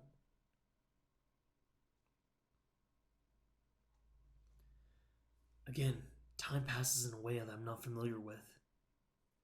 5 seconds, 5 minutes, 5 hours pass when my phone starts to ring. There's something ominous about it, something I can't explain, but I feel it deep in my bones, like the ache in my joints.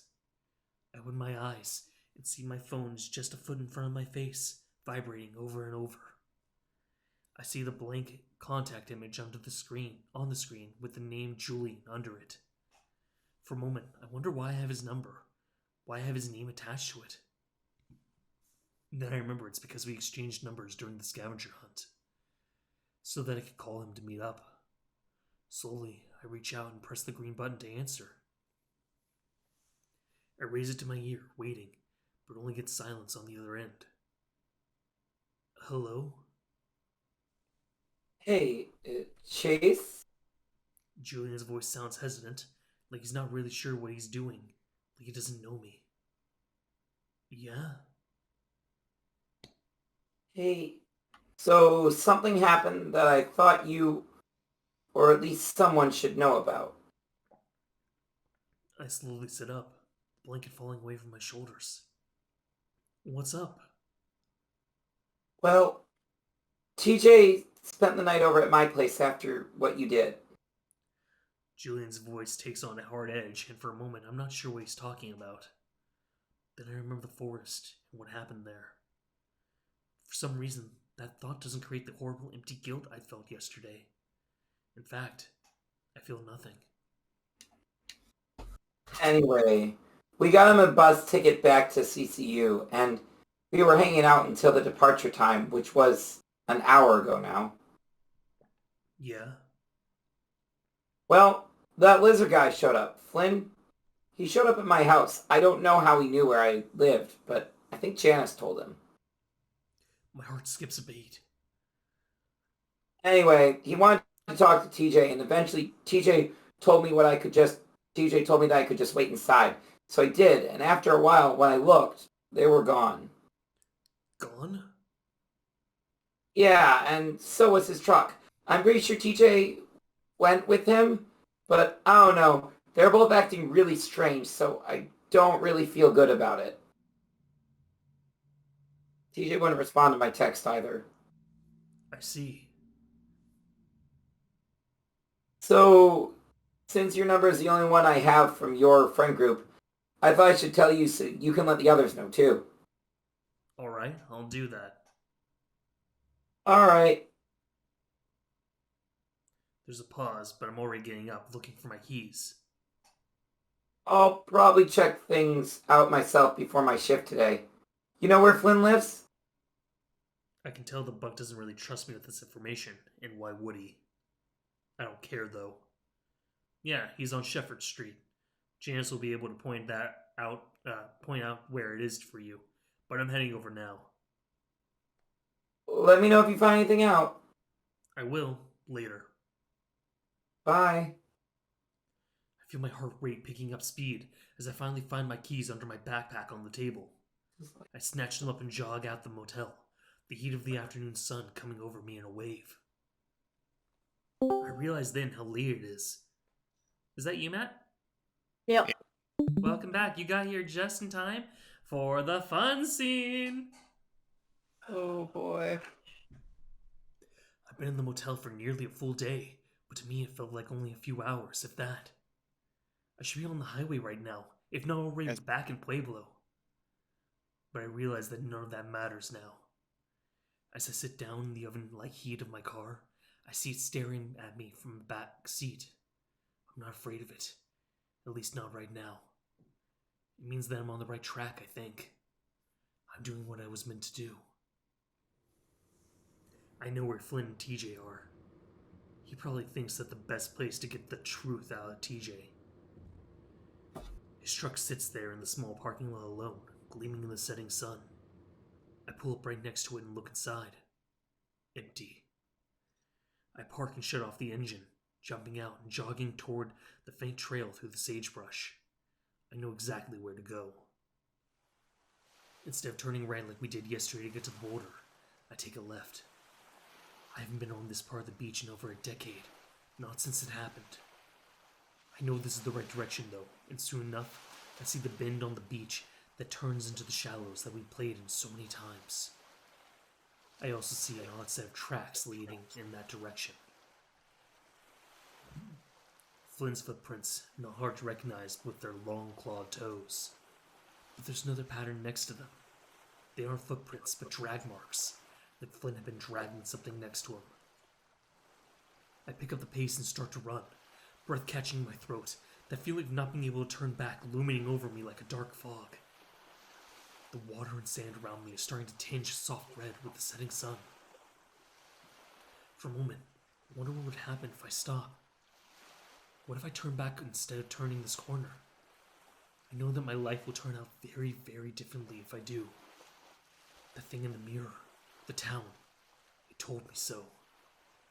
But I feel like I'm on a set of train tracks cutting through the desert with no alternative path to speak of. I've been on this track ever since I decided I need to protect TJ. As I turn the corner, I see them immediately. TJ is sitting on the beach, his knees drawn up to his chest as he stares downward. Flynn is standing over TJ, his paws on his hips, looking down at the cat. It looks like he'd been thrown there by the lizard, and I finally feel rage and replace the anticipation and fear. It's finally going to happen, and now I want it to. Hey! Flynn immediately whirls around, his eyes wide as he spots me sprinting toward them.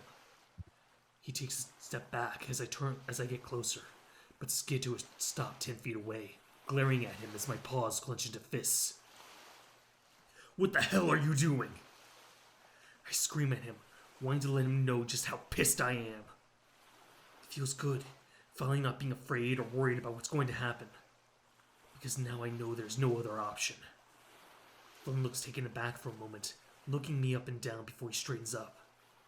He hasn't forgotten what happened between us yesterday, and I can tell that he's afraid of me. Get the fuck out of here, Chase. This isn't about you. You fucking bet it is! I look at TJ, and he's gone back to staring at the ground, expression vacant. What are you doing to him? Not doing anything to him, except asking him some questions. About?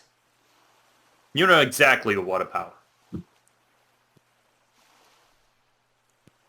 He is trying to confirm your secret. Get away from him! I say each word with deliberation, taking a few steps closer to the lizard. Flynn steps back again, but only with one foot, and he doesn't back away any further. Stay the fuck away from me, Chase. What the hell have you been doing this whole week? Flynn seems to grow a little more confident with that. What do you mean? I stop and cross my arms, waiting. What I asked yesterday, and after what happened to Carl, I think I'm owed a fucking explanation. I feel the anger rise up even more in my chest. You want an explanation after the shit you've been pulling? Flynn once again looks taken aback by my anger. What the hell are you talking about? My paw moves to my pocket. You know exactly what I'm talking about. That fucked up scavenger hunt that you sent us on, that you started with Carl. Flynn gapes at me. What? I feel some of my resolution dissolve as the lizard's face looks completely bewildered. He's lying. Anger swells once again. Quit fucking lying to me! I know what you did, and I know what you think happened. Flynn steps forward. Chase, get the fuck out of here. This isn't about you. TJ's telling me what happened. I look down at TJ, again, at that vacant stare. What did he tell you? Leave. This isn't about you. Flynn walks up to me, giving me a hard shove in the chest. I stumble back. Really?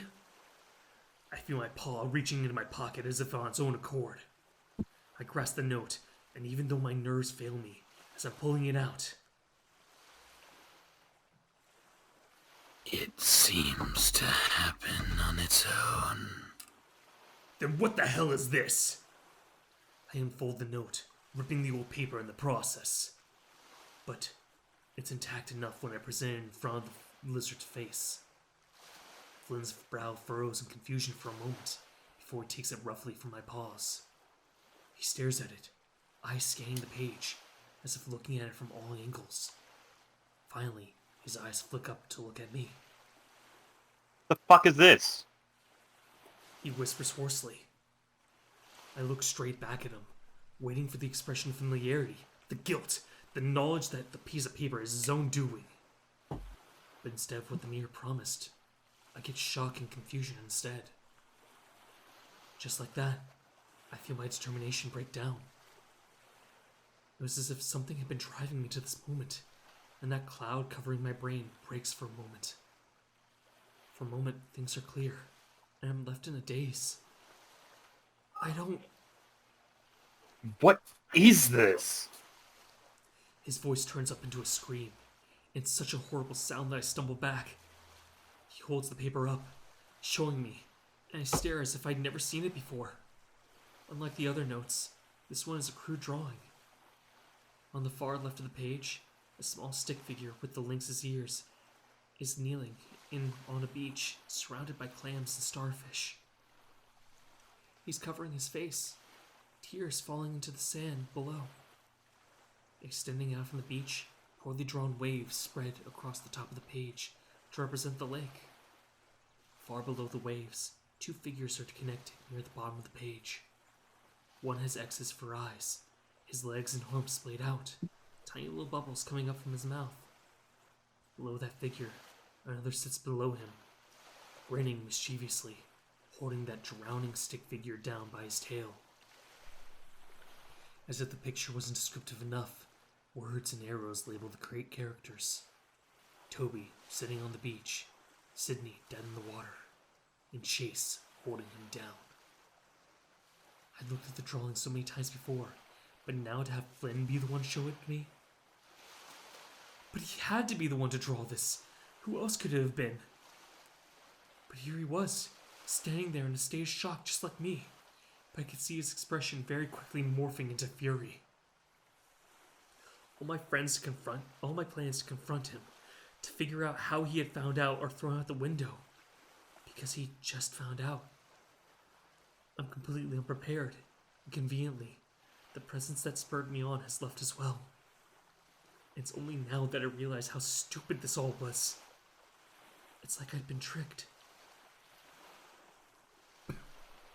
Chase? Flynn's walking toward me, and his expression is like nothing I've seen before. Chase. I can see in his eyes what he's about to do. I back away, stumbling, and that's when he rushes, tackling me to the ground and crushing me into the hard, sharp rocks underneath. Unlike yesterday, all my strength and confidence have abandoned me. It's like whatever had been driving me has left me right at this moment, taking several steps back to watch. Like it wanted this to happen all along. Flynn's fists find my face, first one on the right side, then the other on the left. Each one brings a flash of light to my vision, and at that moment all sense leaves me. It's kinda nice in a way, like I don't have to be present for the horror that I brought on myself.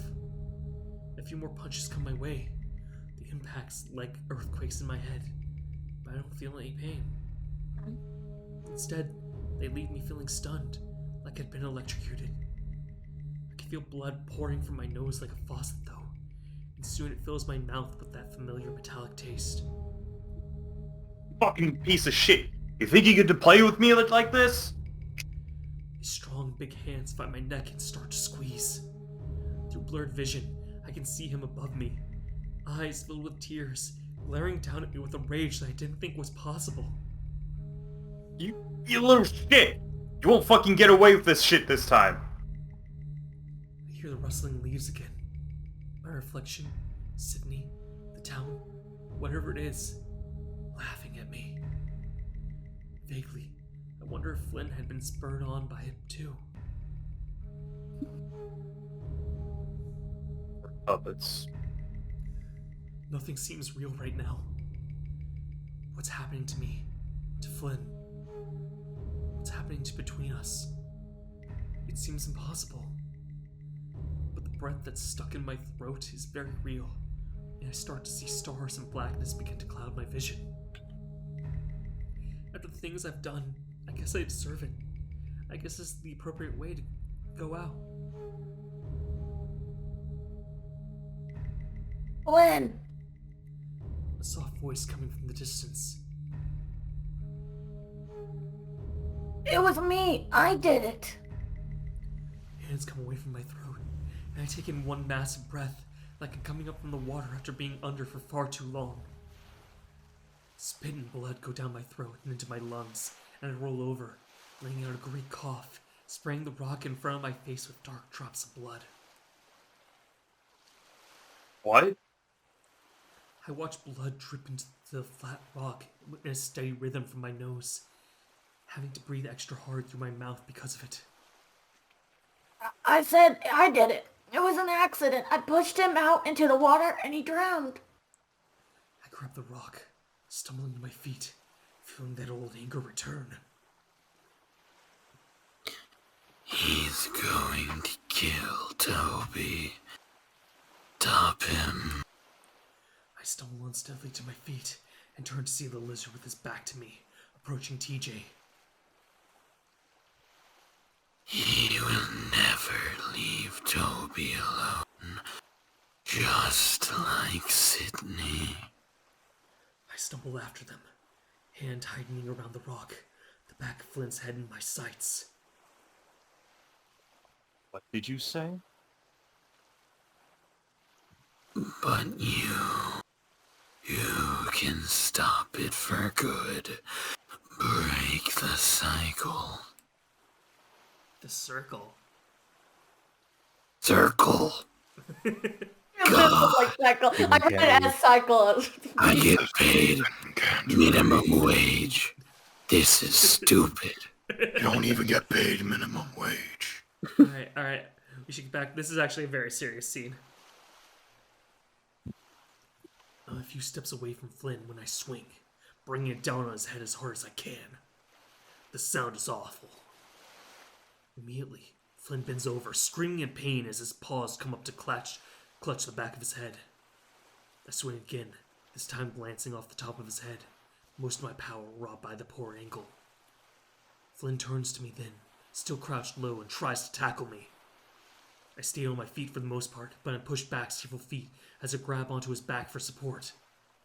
I feel the cold water on my feet, and that's when I grab the lizard under his armpits and start to pull us both out further. Flynn doesn't seem to realize what's happening until the water's up to our knees. He stands up straight, and I see blood running down his face from his head. He's glaring at me, expression wild, gaze clouded just like mine, and he takes a swing at me. It lands on my jaw. Though my head is snapped to the side and another flash fills my vision, I'm able to grab that paw and swing him out further into the lake. The lizard stumbles in the shallows, standing up, waist deep, and that's when I throw myself at him with everything I've got. I tackle him into the water, and we're both submerged. I feel the change in Flynn's demeanor. The change as he realizes that he's gone from fighting for the truth to a fight for his life. Claws come out and scratch at my arms, but I ignore it, the cold of the water numbing any pain that I might have felt. I kick us further out into the lake, my powerful tail and body coming into play, doing what I was built to do. I know I knocked the breath out of Flynn when I barreled into him, so he doesn't have much time before he needs another breath. I'm not going to give it to him. I thrust us both through the water, downward against the rocks and sand below us. He grasps at me, kicking with his feet, and I catch a glimpse of his face then. It's not angry anymore, or clouded. Instead, he stares at me with shock and utter disbelief. I'm killing him, and he realizes it. He also realizes the truth then. I see it in his eyes. What he's wanted to know for the past decade, he realizes in the last minutes of his life. He kicks at me with his feet, his movements becoming even more desperate. His paws move to my neck, trying to choke me again, but it's useless. I already have my breath. I watch bubbles spurt from his muzzle, then all at once in a gush. His paws go from strangling to bleeding. He grabs me by the shoulders, shaking, tugging, looking into my eyes. But I'm relentless, that feeling of not being able to turn back too strong. His muzzle opens, trying to breathe, but only taking in water. His thrashing turns up a notch, scratching my legs with his claws as he kicks even harder. This second burst of desperation only lasts a few seconds though. His movements grow more and more tired, weaker and weaker. He's not looking at me anymore, eyes staring past me, toward the glimmering surface above.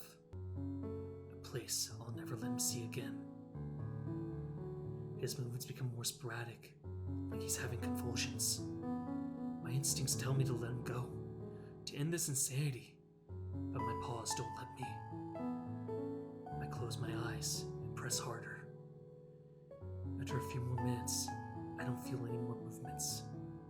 Slowly, I let him go, careful not to look at his face. His body stays still for the most part, moving back and forth gently with the current. I kick to the surface, my limbs numb as I break through to the cold air above. I pull myself along through the rocks, gasping and feeling incredibly weak for some reason. My stomach lurches, and for a moment, I feel as if I'm going to throw up. I stare there on my hands and knees, staring into the water, at my reflection. My face looks blank, and for a moment, I see the horrible, gashed mouth. I know I'm crying, even though the lake water is covering it up. What happened? But as I look up, and as I see TJ there, everything comes together.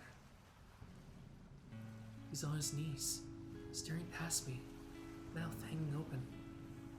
Suddenly, I remember why this all happened, and my chest fills with warmth and love for the cat as I stumble toward him on my knees. TJ doesn't notice as I wrap my arms around him, pressing his face to my chest. I've got you. We're okay. He's not gonna hurt you anymore.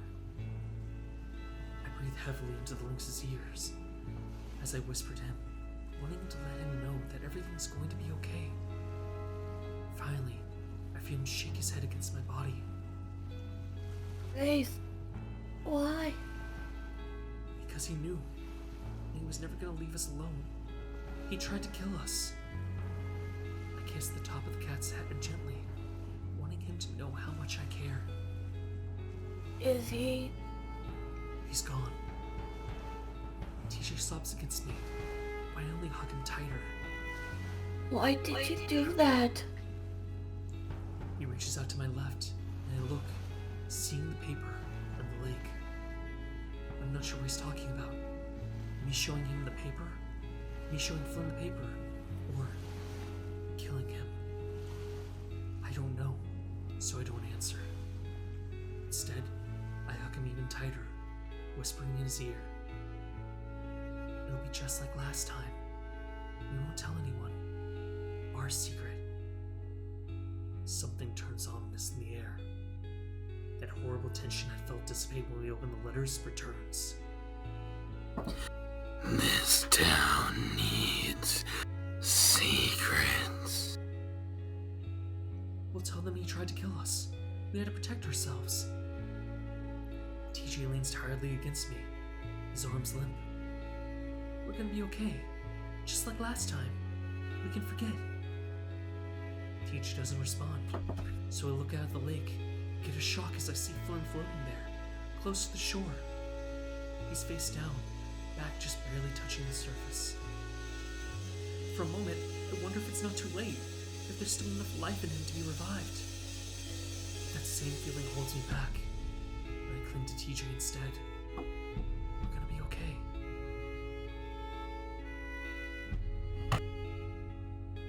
You were manipulated. We keep moving in circles. That voice comes back to the surface for a moment, for the first time sounding stunned. I return to focusing on the lynx, the whole reason why I did any of this in the first place. Whatever happens, I'm gonna protect him from all the shitty people in the world that would hurt him. By the time we get to our feet, it's dark, and I had to help the lynx along through the sagebrush. He's quiet, robotic, like he was the first time this all happened. I help him into my car, and I get into the driver's seat, quietly pulling out of the parking lot and leaving Flynn's empty truck behind. I watch it disappear in the rearview mirror, sitting alone in the yellow parking lot light. As we drive along the road, the lynx stares out the window. can still feel the tension in my arms and legs, making it difficult to keep the wheel steady. My heavy, wet clothes sticking to the seat. Finally, we get to the freeway, and I look back again. Echo, just a series of tiny lights, insignificant on the desert landscape. It seems absurd that this place was where all that horror happened, where all that horror still is. Ace! I snap out of my daydream, looking over the links, his eyes glowing gently in the fading light. After we're done with wherever we're going. The police station? Yeah. Can you give me a ride back to CCU? I missed my bus. TJ smiles sheepishly. I blink, wondering what to say. Does he not realize? Then I realize what he's doing. What's happening. Just like last time. I clear my throat. Oh yeah, definitely.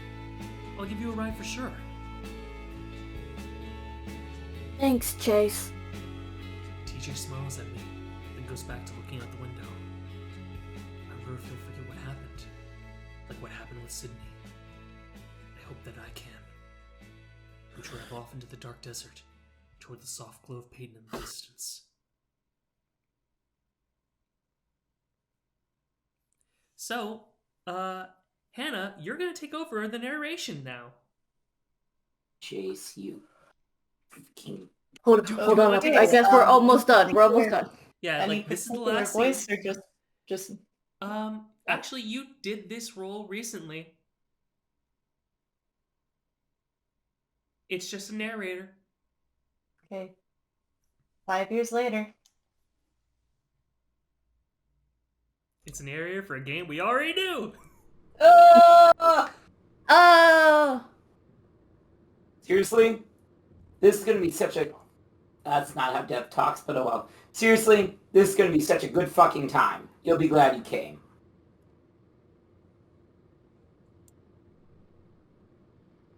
The big grizzly bear nudges the coyote playfully, knocking the canine into the passenger window.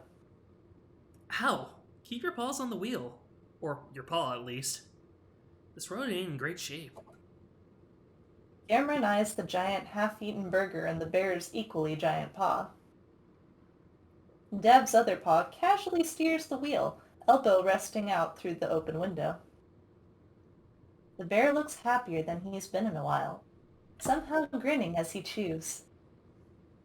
The coyote sighs and stares out his own window, watching the desert landscape fly by.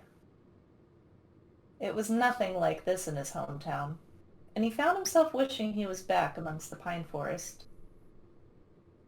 Something he'd been wishing since he moved to Pueblo for school. Technically, this was his natural habitat, but he found the whole place depressing somehow. Empty and dry and rough. What you pouting for? I'm not pouting. Yeah, you are. Cameron sighs, deciding to change the subject. So why couldn't Larry go again? I don't know. Said something about his car breaking down. I think he just flaked, though. Aren't there, like, other haunted places in Pueblo that we could have gone to, like, by the school? The bear shakes his head, letting go of the wheel to crumple up the foil that had packaged his sandwich, tossing it into the back. Not like Echo, dude. This place is the most haunted town in the entire fucking world. Cameron sighs once again, then suddenly grasps his seat as the car swerves and turns hard onto a smaller road, heading toward a big blue lake.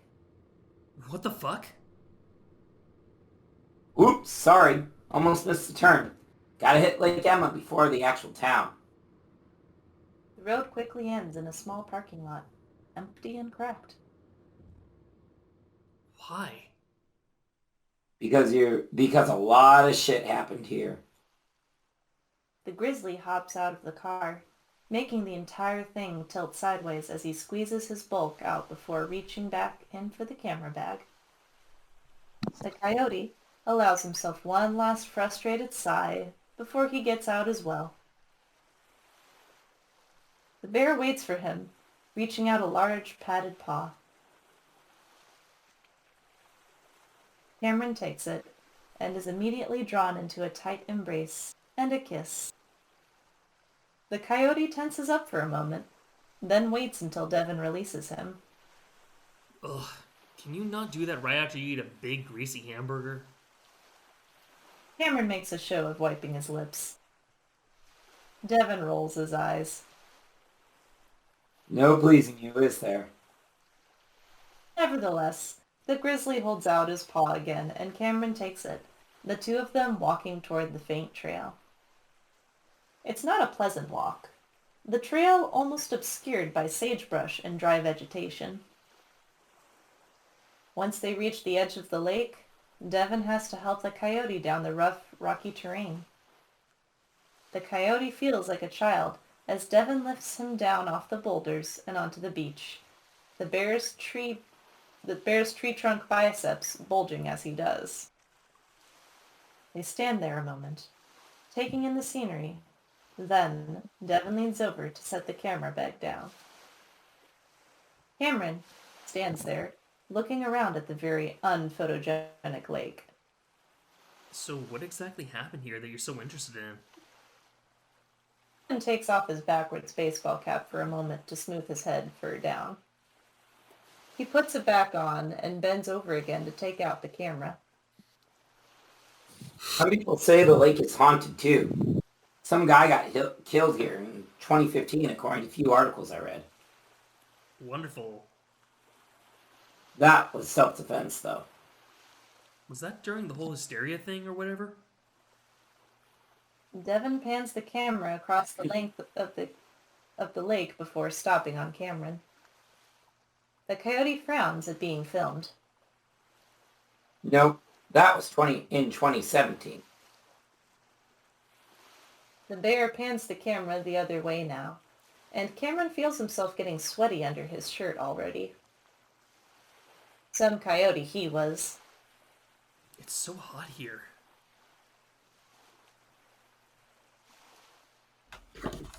Once we set ourselves up in the motel, we'll have some shade. It's still open? Huh, nothing's open. Everything's abandoned now. We're gonna get arrested for trespassing. Finally turns off the camera, leaning over to shove it in his bag. Cops never come down here. It's too out of the way. Anything for the views, right? Hey, my subscribers are gonna love this shit. Now, come on, let's get back in the car. The bear turns and starts scrambling up the rocky boulders, Cameron waiting as he does. That's when the coyote turns around to glance back at the lake one last time, and a lizard lays in the shallows, laid out, staring at the sky. But he's not staring because his eyes are gone, half of his muzzle missing. Fuck! Cameron jumps back, tripping over the rocks and landing against the sharp edges. The coyote hisses in pain, but fear spurs him on, trying to scramble up the rocks after Devin. The bear is already turned around, though, reaching down to pull Cameron up. Dude, you alright? What happened? As Cameron clings to the large bear, he looks back, but nothing's there.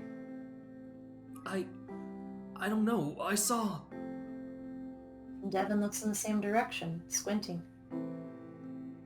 Cameron stares a little bit longer, then turns back and shakes his head against Dev's chest. When Cameron looks up at the bear, he's grinning though. Holy shit! Did you see a ghost? The coyote scowls. What? No. I just thought I saw something. It was the reflections in the water or something. The bear gives him a knowing smile. What? You're gonna be a believer by the end of all this. I know it.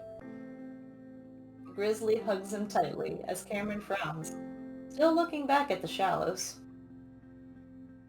It had been so real.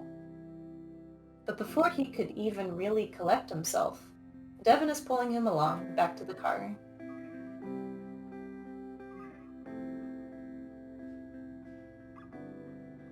There we go. We did it. Now you can freak out, DJ. Fiend. Wow. Just wow. Wait, when did Flynn get killed? What year? Was that 2015? Yeah, it was 2015. No, so the That's first the one, 2015. what in, He said he was killed back in 2015, and he's like, oh, So who was killed in 2017? That was when the When? hysteria happens. No, the No, hysteria that was when happens we- then. because Oh! the hysteria didn't happen. This route, the hysteria didn't happen when shit was going down. oh, it happened 2 years later. Yes, it ended up happening 2 years later. Yep. Gotcha. So, with everything that happened, the hysteria was about to happen, but something in this route stopped it from actually occurring. And then, from there, they had to, whatever was in this town basically fucked around with Chase quite a bit to ensure that what it needed to have a hysteria happen could at least happen later. And that involved Was it because Chase the secret killing- was about to be revealed? It needs secrets. It just That's said that. what it says. I have some alternate theories, But but I can't tell you you know, guys it's until pretty later. manipulative. Yeah. So- See, that's the big thing is, can you trust it to tell the truth about what it really needs? Fair. So that was the other thing is I was like, I'm not actually sure if this is Chase truly acting as an independent agent.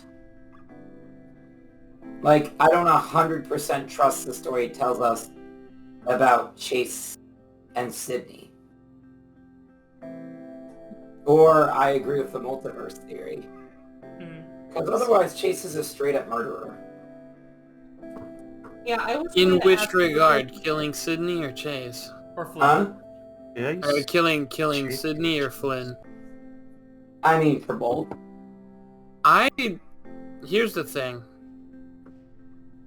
I genuinely do believe that, at least when it comes to Sydney, Chase was justified.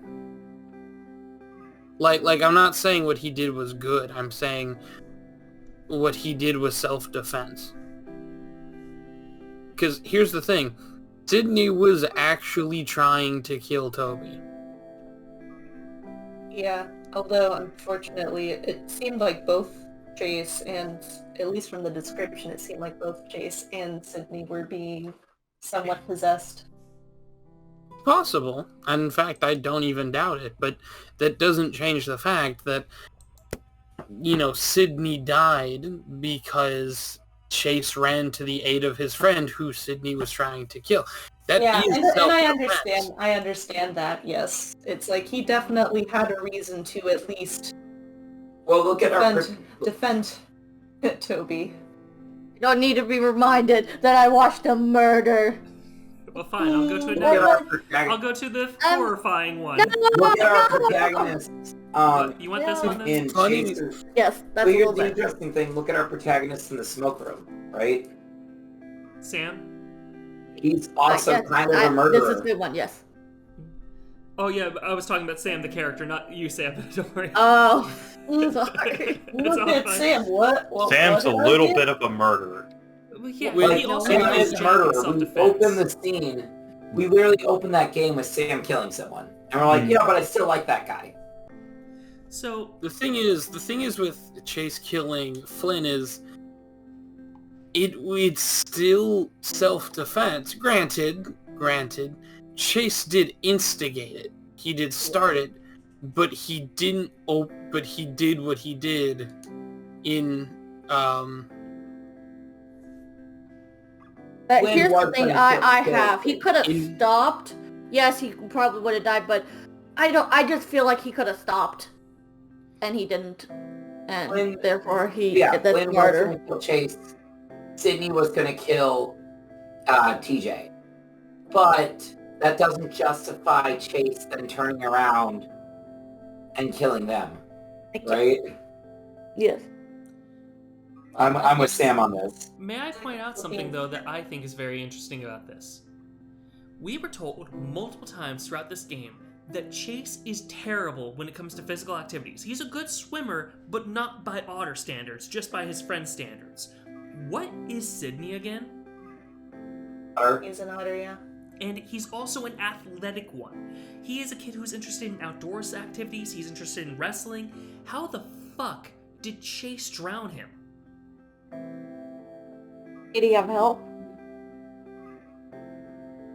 Not just that, but to that extent, we also know that, well, in this one it says Chase, but even if it isn't Chase in every route, Sydney has to get murdered. It isn't an accident. There's no way an athletic otter, could Just not accidentally drown.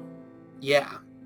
So whatever kills Sydney, if it is Chase or not, he is murdered in every route, in some way, shape, or form, by something. Yeah, Another, something else I want to bring up with that, though, is this is when we learned that Chase isn't Chase, he's actually Sydney, and that it was actually Chase who drowned, and Sydney just took his identity. Considering some of the things I know actually about the story, that is not that far-fetched of a theory, honestly. I have If that is actually the It felt like case, Sydney Flynn's wanted route to kill Flynn, which was weird. Hmm? What was that, DJ? Why does Sydney want to kill Flynn? No, Sydney doesn't. Like, I was just saying, like, Harry's theory about, like, Sydney just trying to swap places with Chase at some point is not completely out of the realm of possibility, but I don't think that's what happened. I'm gonna say, if that does happen, it makes Flynn's route really weird.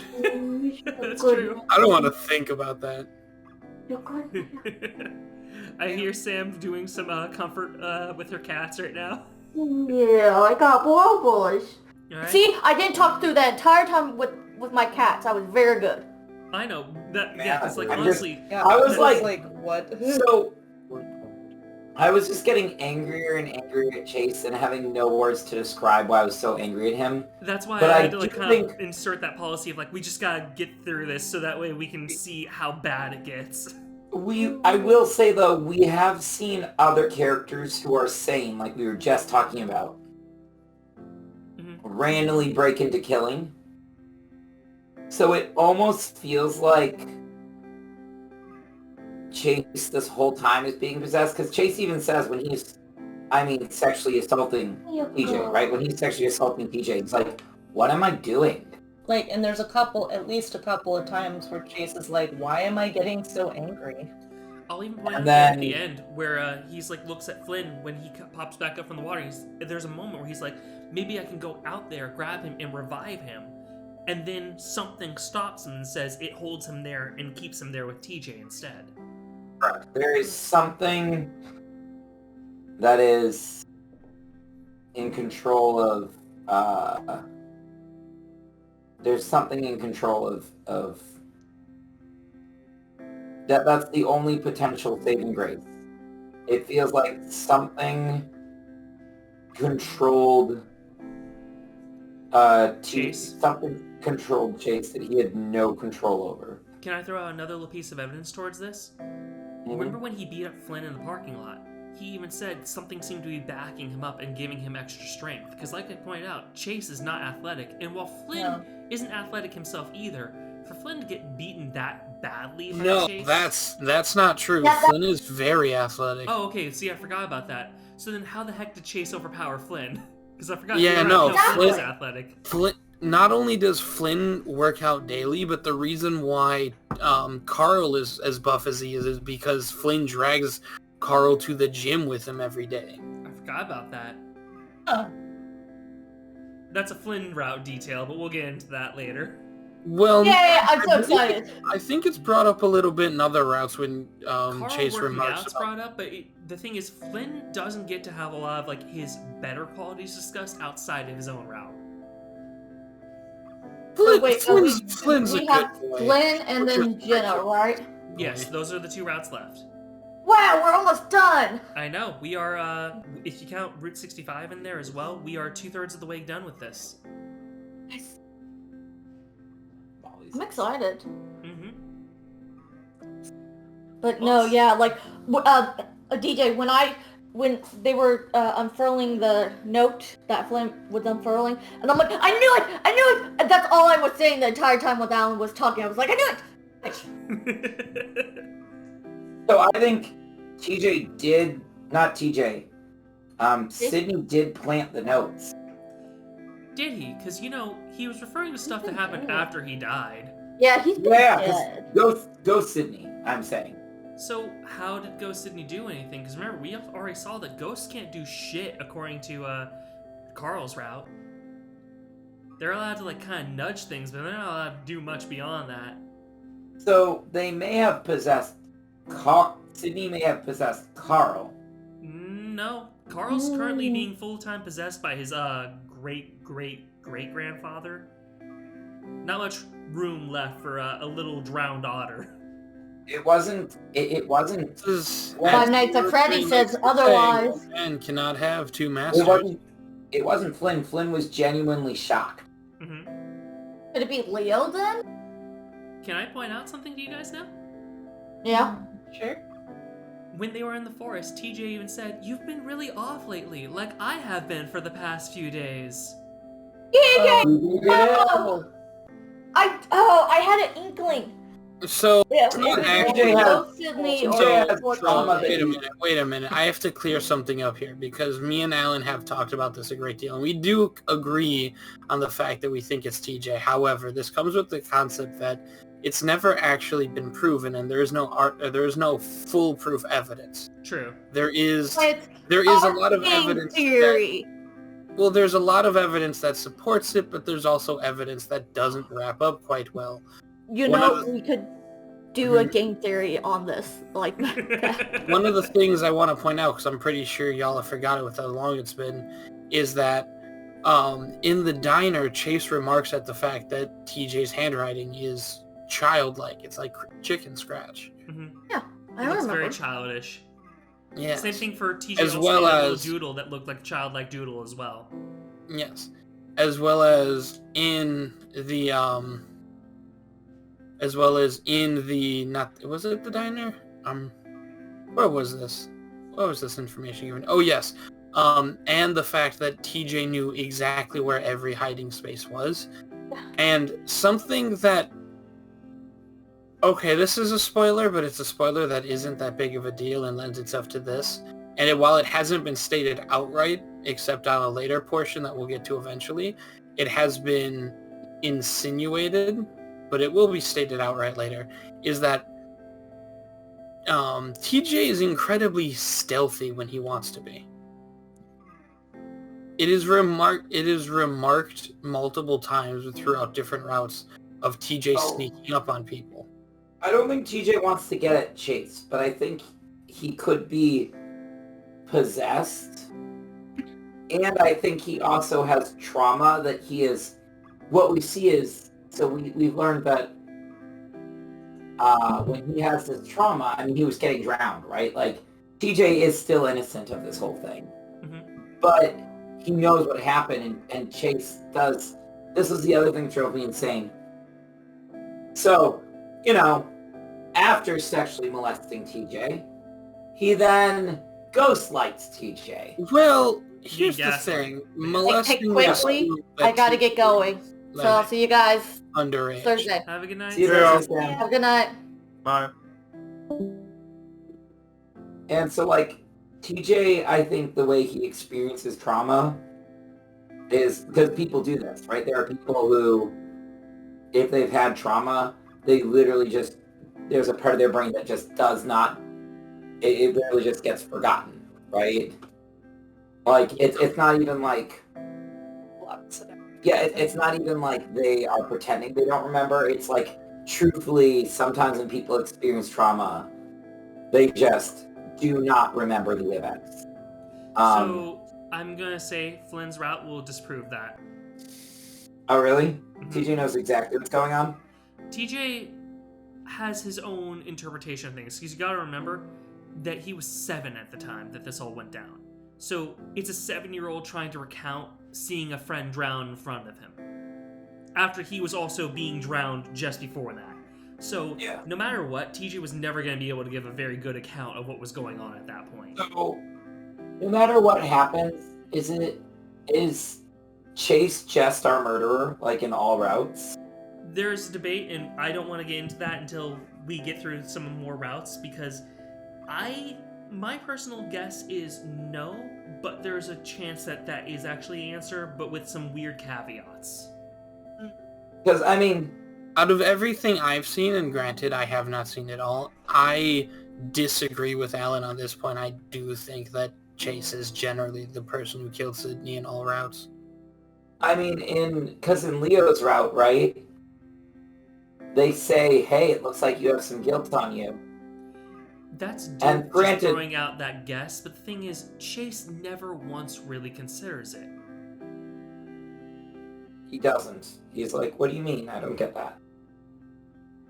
But there's been no reason for us to suspect that Chase has done anything until this route. Mhm. Matter of fact, it was kind of cool in the sense that Chase has been a vaguely likable protagonist in all the other routes, and here we were watching a slow descent into madness of the evil villain. Right? Like, we were watching the villain slow descent. The way I see it is we watched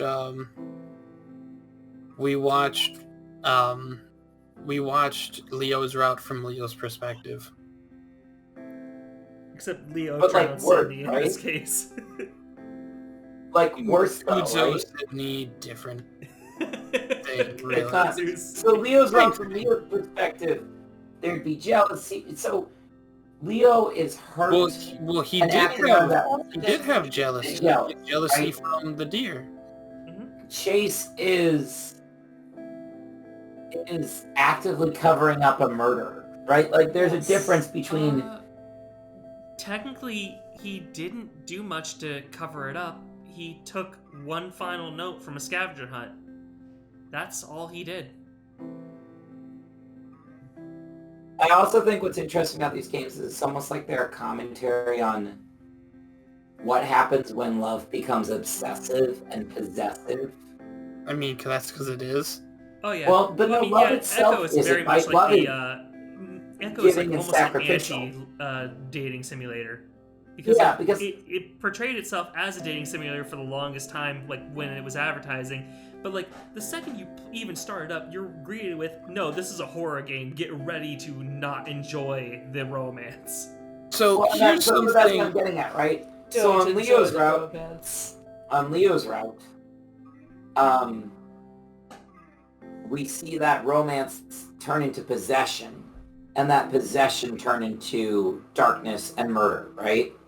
And now in TJ's route, we see the flip of that, right? We see Chase's possession of Leo, of TJ, become sexual assault and murder, right? And the only route that we don't really get that is we don't get that in Carl's route. In Carl's route, it's actually kind of the ghosts that we see what happens when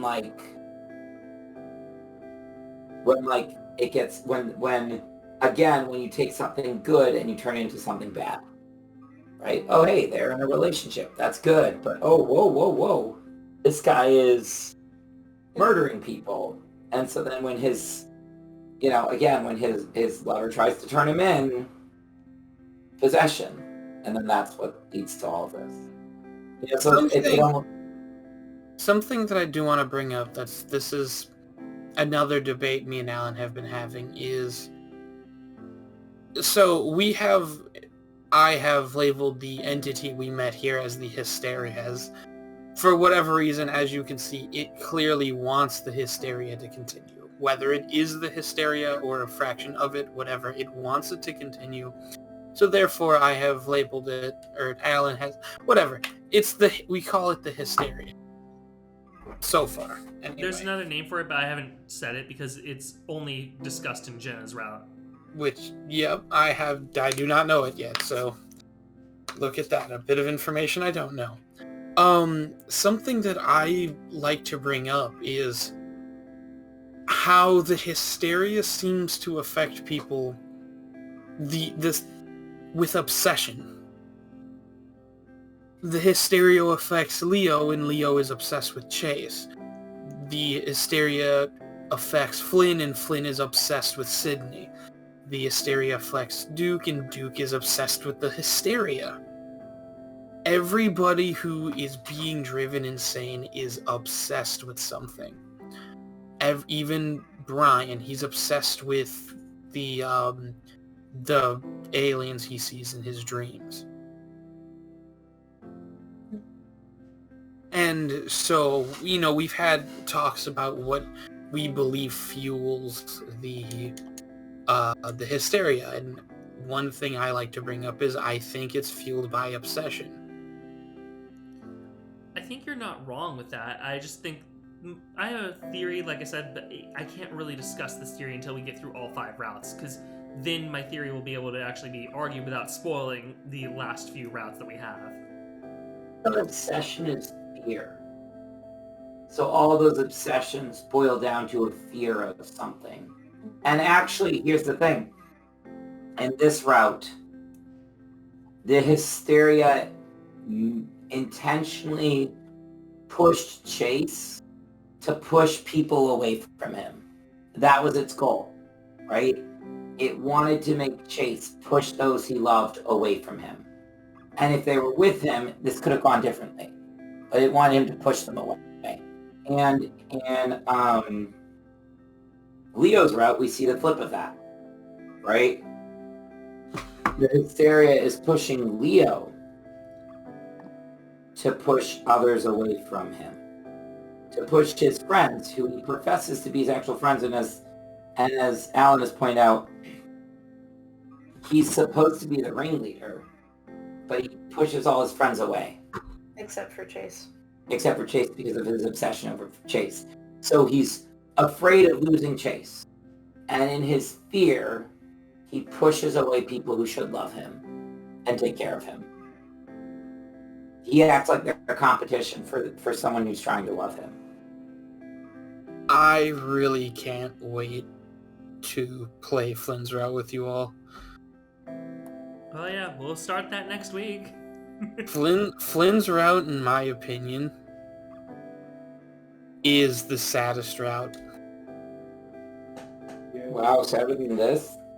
It brings me such a deep sadness to see what, for once, this is as much as I'm willing to say, which is as little spoilers as possible, i.e. there's none, so Alan, please get the muzzle of the gun just a little off my No. back of my skull. Okay. Push it in. It is the saddest route because it is the route in which, in my opinion, you see the brightest light at the end of the tunnel. And I get then what you're talking about. you see the brightest light at the end of the tunnel, and then you see all of that taken away from you. Everything that could have been gained, just gone in the blink of an eye. Oh no! It's a pop. That's what happens. Keith. Wow. I can say I'm that. scared. That's fun, cryptic. I love it. I know, and now that I know what you're talking about, it sucks. Just remember, pop. Oh dear Lord. I'm scared. But yeah, one thing that I also want to just discuss as like a little fun aside is that each of the different routes has a different ending song for it. When it came And just to listen. yeah, this is the one that we have for TJ's here. It's When Stars Align. Like, it just felt like the music, because I'm pretty sure you've used the music before for like. Oh yeah, I stole like most of the music from this and put it in for like our little beta testing for Live and Learn. Yeah, and I'm just like listening to it being played in that context, and I'm like, oh my gosh, this doesn't. It felt unnerving to me. Ah. See, for me, I felt the songs were ill-fitting for some of them in this route in particular. Maybe it was supposed to be unnerving, and I just didn't read it that way. Well, When Stars Aligned worked fine for like the end because it's about Cameron and Devin kind of pushing forward, trying to uncover the truth. Yeah, no, I think especially whenever TJ and whenever Chase was holding TJ on the beach, like I guess unnerving. Yeah, I I'm meant gonna, like I'm gonna it pull up the didn't song feel so right. you can have it. All right, It so didn't feel right to me. That's what I meant by It made me want unnerving. to punch someone in the face. so when It- they were holding yeah. each other on the Again, beach, because Chase is more than... Chase is straight up first sexually assaulting TJ, and then gaslighting TJ. I'm curious what you mean by the gaslighting side of things. Are you talking about when it came to the forest when he kissed TJ? and No, everything? now. At the lake? No, Chase did not gaslight TJ. Chase It's is okay. lying a little bit, but he isn't outright gaslighting because he's not completely wrong either. Flynn almost killed Chase, and when TJ's saying that he killed Sydney instead and is trying to lie and take that bullet for Chase, there's a damn good chance Flynn would have gone and tried to murder TJ instead. Because I'm wanting to point that out. Something was going on there at the end where we all keep focusing on Chase nearly killing some people, but Flynn was about to kill Chase and might have killed TJ as well because something was pushing him too. He was mentioned his eyes were clouded over. Yeah, yes, I had noticed that. It was Something that I always viewed with the hysteria is it's not a liar. It is terrifyingly honest. I don't know. Now, granted, if you agree with lies. me or not. Yeah, I do feel like it lies because it focuses mostly on the worst parts of people. It doesn't show you any of the good.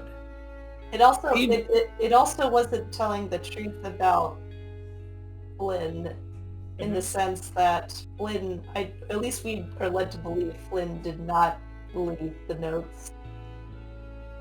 Yeah, it was always hinting that Flynn had wrote the notes, and it just lied by omission, or lied by saying things in a way to prevent it from outright stating the truth or the lie. It was Well, yeah, always but hinting. Instead of lying, it feels like it manipulates you into making your own lies. That's the thing that I find it so terrifying, is that the fact that, at least in my opinion, feel free to say that I'm wrong, just maybe don't punch me, is that it will tell you everything it's going to do to you, and then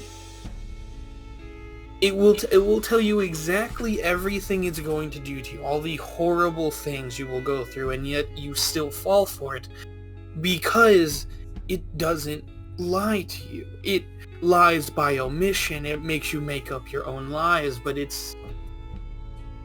that's why it's... I mean, granted, I could be wrong about that. With fake news, right? It's sounds a lot like, what's the term in Amber, where you're basically getting kind of possessed? Not quite. Oh, high compelling. High compelling. High compelling. It feels a lot like high compelling. I guess, in a way, yeah. Oh, yeah. If it just kind of gently pushes you towards you coming up to your own conclusions. Yeah, it's giving you those nudges, and it's like intrusive thoughts, honestly. That's what high compelling and what the hysteria kind of do, is they're the intrusive thoughts that push you towards bad outcomes. When did this game? What was that? When did they start making this game? They started it the year it takes place, 2015. Okay, so here's a wild and thoughtful idea on this. It almost feels like the hysteria is fake news, if you look at how we're describing it. We're like, oh, it reminds you of things you're scared of, and uses those things you're scared of to manipulate you to do awful things. I can see that theory. I don't think I would agree with it, though. I mean, I'm not saying it's perfectly a one-to-one analogy, right? I'm just saying it almost feels like it's it's not allegorical to think, Mhm. right? But it almost feels like it's a commentary on, Mhm. or like, how does this happen? Oh yeah. Oh, I just wanted to mention though real quick about the music again, because we were talking about the music first. So this is the song, This Lingering Hope, and what I found interesting is I found the original version of This Lingering Hope. They actually cut the ending like minute or two of the song, which is where it actually gets hopeful and upbeat and optimistic. And obviously they cut it for this because they just wanted the kind of like melancholic side of the song for this scene, you know? But I thought it was very interesting that there was a hopeful ending to the song that they didn't use for the game.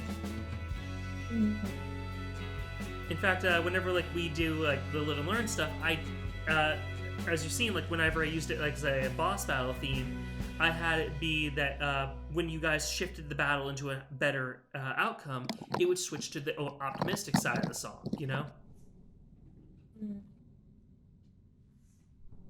But yeah. The other song, though, that I felt was not fitting is one that you guys should be very familiar with at this point, because it's in the scene that I keep making you guys go over and over again in the smoke room.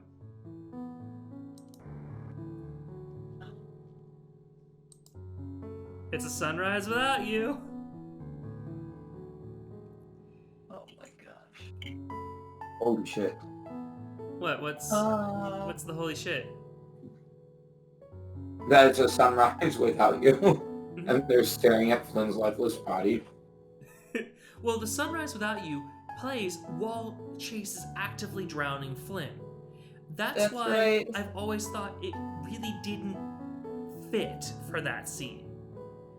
Because it is a nice, calm, pretty song, but it always didn't feel right, especially when you get to hear the full song. So this is another one where they're only playing the piano section of that. And you guys have actually heard the full version of it in the smoke room, where it's like this big, beautiful song, but when they're only just taking this piano, it's kind of melancholic. Yeah, because don't they also include like a little bit of guitar later on in the other version? Yep, there's And, guitar, there's like chimes and everything.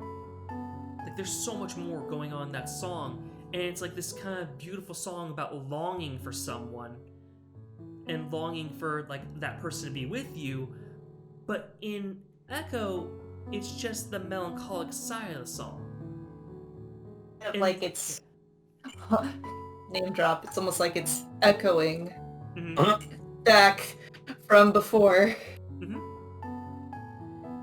Well, and also, one thing I realized that was interesting, not music related, but TJ's route related. This is the first route we've been on where we have exactly zero control. Yeah, you wanna know when the last choice we made was? Back To when be we with decided TJ, to talk to TJ. Yeah, it was pretty much back on that hike with TJ. That was the last time we made choices in this entire route. We've not made another choice since. Dang. So Yeah. that's 3 voices in TJ or Chase's head now. Actually, has ours. Yeah. The hysteria. Something I want to point out is, while the hysteria was active in making choices, we didn't do anything. Like, we didn't even bring up the fact we existed. That's the thing, is when it was Leo's route, you know, clearly we showed some form of more strength and ability than what Sam had. Well, we were making choices for Sam, so like we controlled. Yeah, I know. Sam. That's the point I'm making, is like we were strong enough to where we called the shots even over Sam. But when the hysteria was present, we didn't do anything. We never even made the attempt to acknowledge we existed. Despite the Actually, fact... Right at one point. Huh? We're the ones who were telling Chase to shut the door. No. No. That was the hysteria. Yeah, no, Why that does the was, hysteria want him to shut the door? it So wanted it could less talk to light him. so it could talk to him. Hmm. That was exactly it. It wanted less light. That's the thing, though. Does this mean that we are the hysteria? Does this mean that we are a separate entity? That we're not as strong as the hysteria? Because here's the thing. I've played more routes than you guys. I still don't even know what's going on here when it comes to all this. Yeah. Like, Alan makes a sound. I was just making a small little laugh. Yeah, so Harry, have you played Jenna's Route yet? Or I'm on Thursday. From what I understand, she is our kind of not happy ending, but like conclusion. yeah, For like Janus Route? Janus Route has what a lot of people view as the happiest ending, if you get the good ending. There are 2 different endings for Janus Route. that's what I understand. There's Oh. a bad ending as well. Yeah, It's Alan actually interesting. showed me not the ending itself, but he showed me a little bit on the bad route. Nice. Which, the thing is, alright,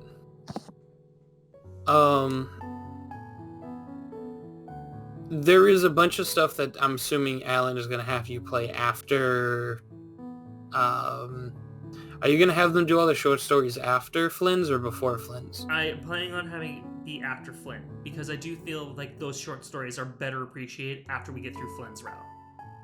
Okay, that's fair. I can accept that. Well, what do you think? You've read through them now?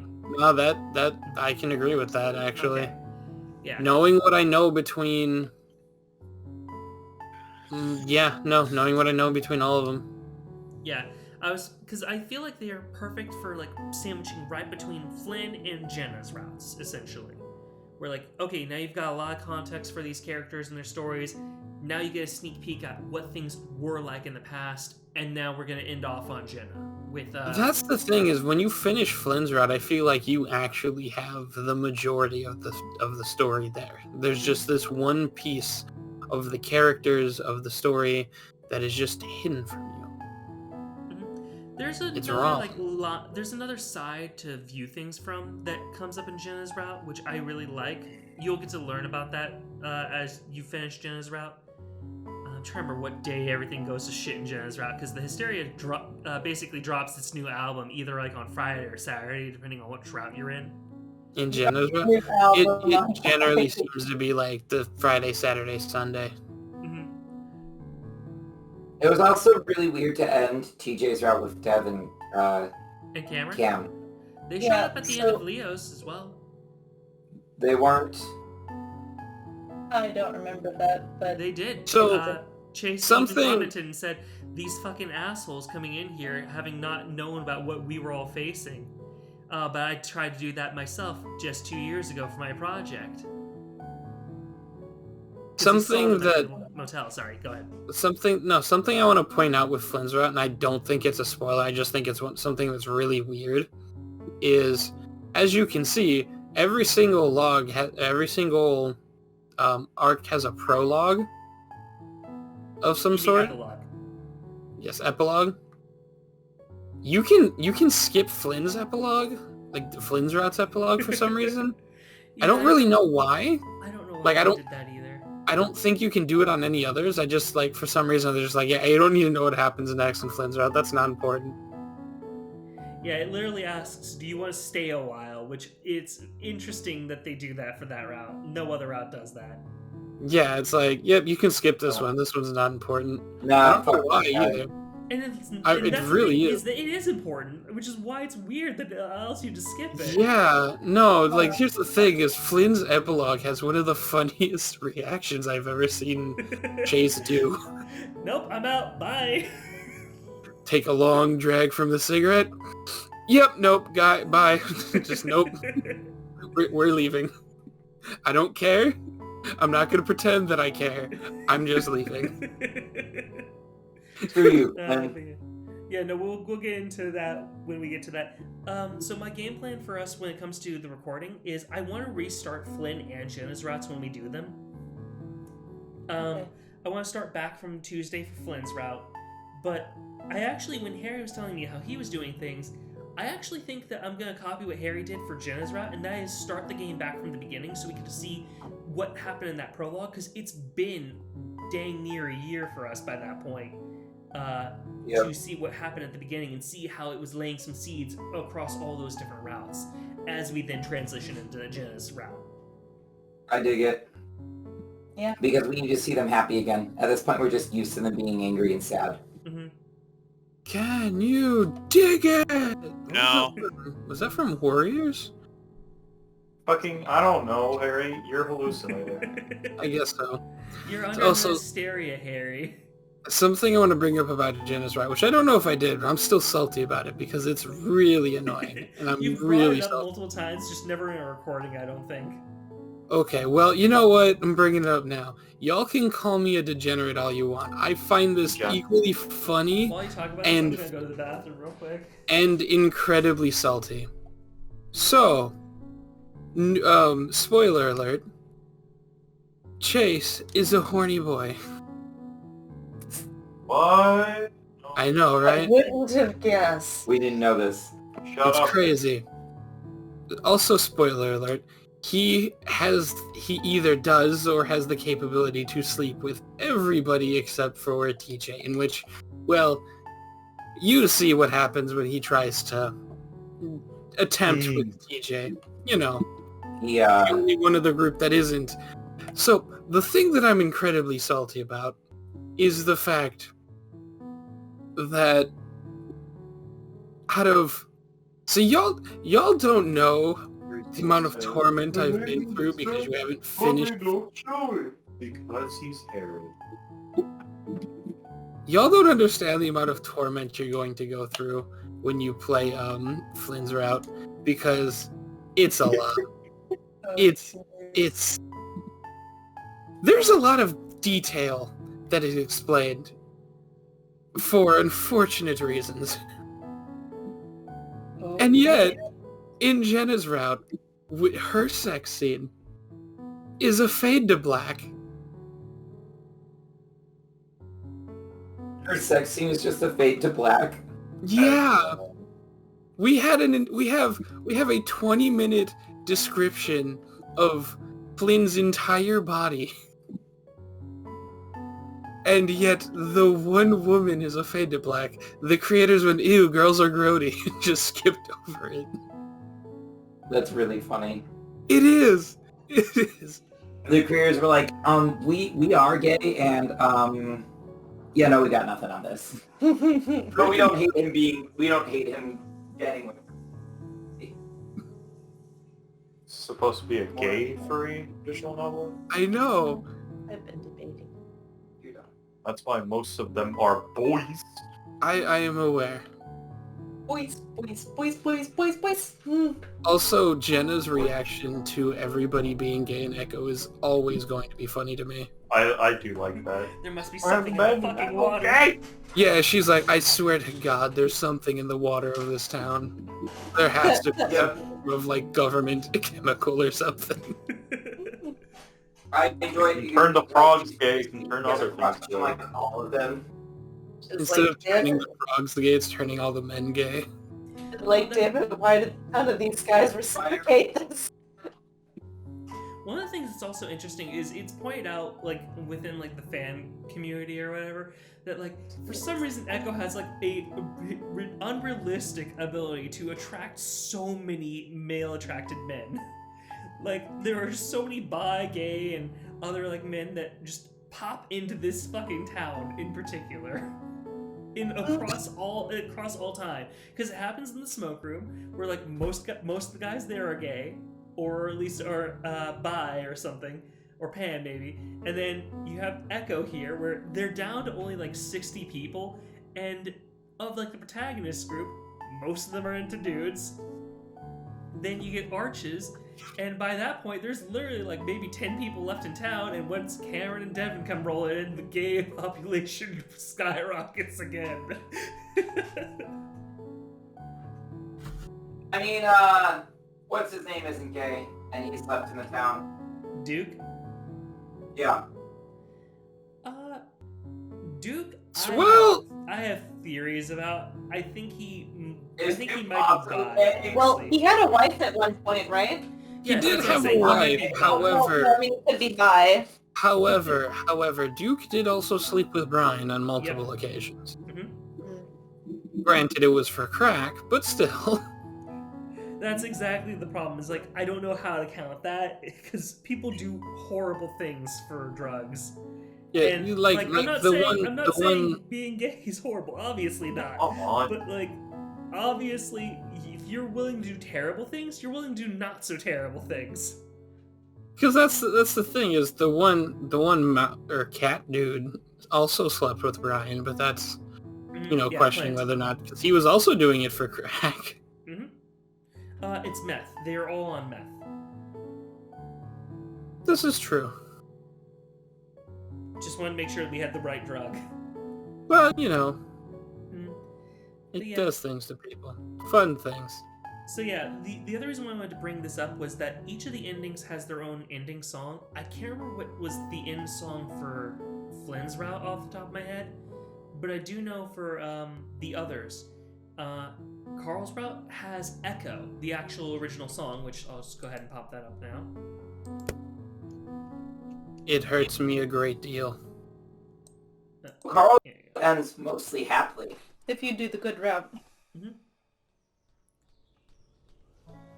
So yeah, this is Carl's ending song.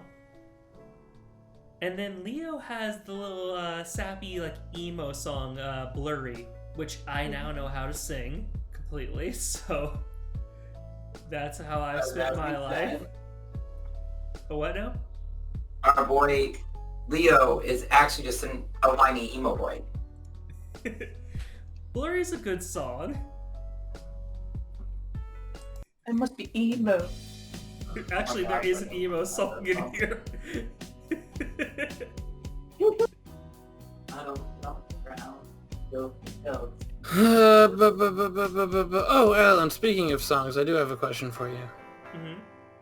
What do you think of those two songs I sent you? Oh, crap. I probably haven't had a chance to listen to them. When did you send them to me? I don't remember. Today? Okay, then I definitely have not had a chance to listen to them because I've been running from place to place all day today. That's fine. But yeah. So, that's the big thing with, is it just looping that, like, one riff over and over again? Is that all that was to emo? I thought that it was another song beyond that. Oh, to that extent, though, I want to talk about this a little bit more.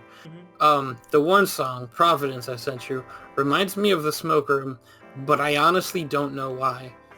Like, even going back through the song, nothing in that song is remotely related as far as I can tell. Oh, yeah. Well, I'll definitely listen to that song then as well. Matt, Seb, you guys have any thoughts? I know we've kind of talked over you both. Well,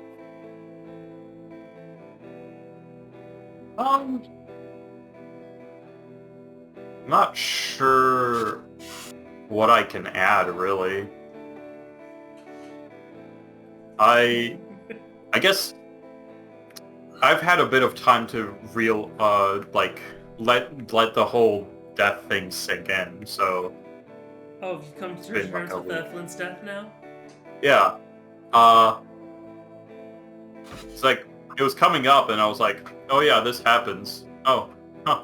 Now, how would you feel if I told you that's not the worst thing that's going to happen to Flynn in this game? Oh my. Oh, Curiosity killed the cat. The lizard's next. I can promise that. Wow. Right. Yeah, there is a lot of stuff going on. I kind of want to read ahead, but also I don't have time. I have other things to do. Completely understandable. Yeah, I gotta admit, I've been incredibly busy, but for some reason Echo is one of those things that, like when I'm doing laundry, I just throw it on, and like, it's been nice. Also, I do have a question for you, Alan, concerning Flynn's route. Okay. The Fennec scene in the smoke room, the one that terrifies me to a great deal. Mm-hmm. Is that a scene you're going to be skipping? I probably am. My plan is when it comes to that entire scene, you can pick certain dialogue options that kind of end it as quick as possible. And that's my plan, because honestly, I don't think we need to go through that, because I don't think people here are going to really appreciate... appreciate's the wrong word. I don't think people here are going to be okay with having to read how in-depth that scene gets. Yeah, that scene is one of the reasons why I'm really, really salty about the... Well, that's the thing, is you have to subject yourself to that scene in particular. Like I said, there are outs. It's up to you if you really choose to, for some reason, stay or out, even when, like, Chase himself says, I'm feeling uncomfortable for the first time. Chase himself is going, what was the safe word again? I need to know. Oh, wow. So, Doc, is this like the scene, so... Have we seen Chase experience that then? Is that the one where the Fennec... You've not encountered this at all. It happens late into Flynn's route, and we'll get there. We have not gotten to that point, though. Okay. Flynn's route's gonna be fun. It'll cover a whole wide range of things. We'll get to see some characters in new lights. We'll get more fuel for my multiverse theory. But yeah. That was a good time. Also, it is almost 11, so I don't want to like keep you guys up forever. Oh yeah, I have 2 I was finals gonna say tomorrow. I need to head to bed. Alright. Well then, let's go ahead and say goodbye here, guys. Bye. Bye, everybody. Have a good night. Say Night. goodbye. Night.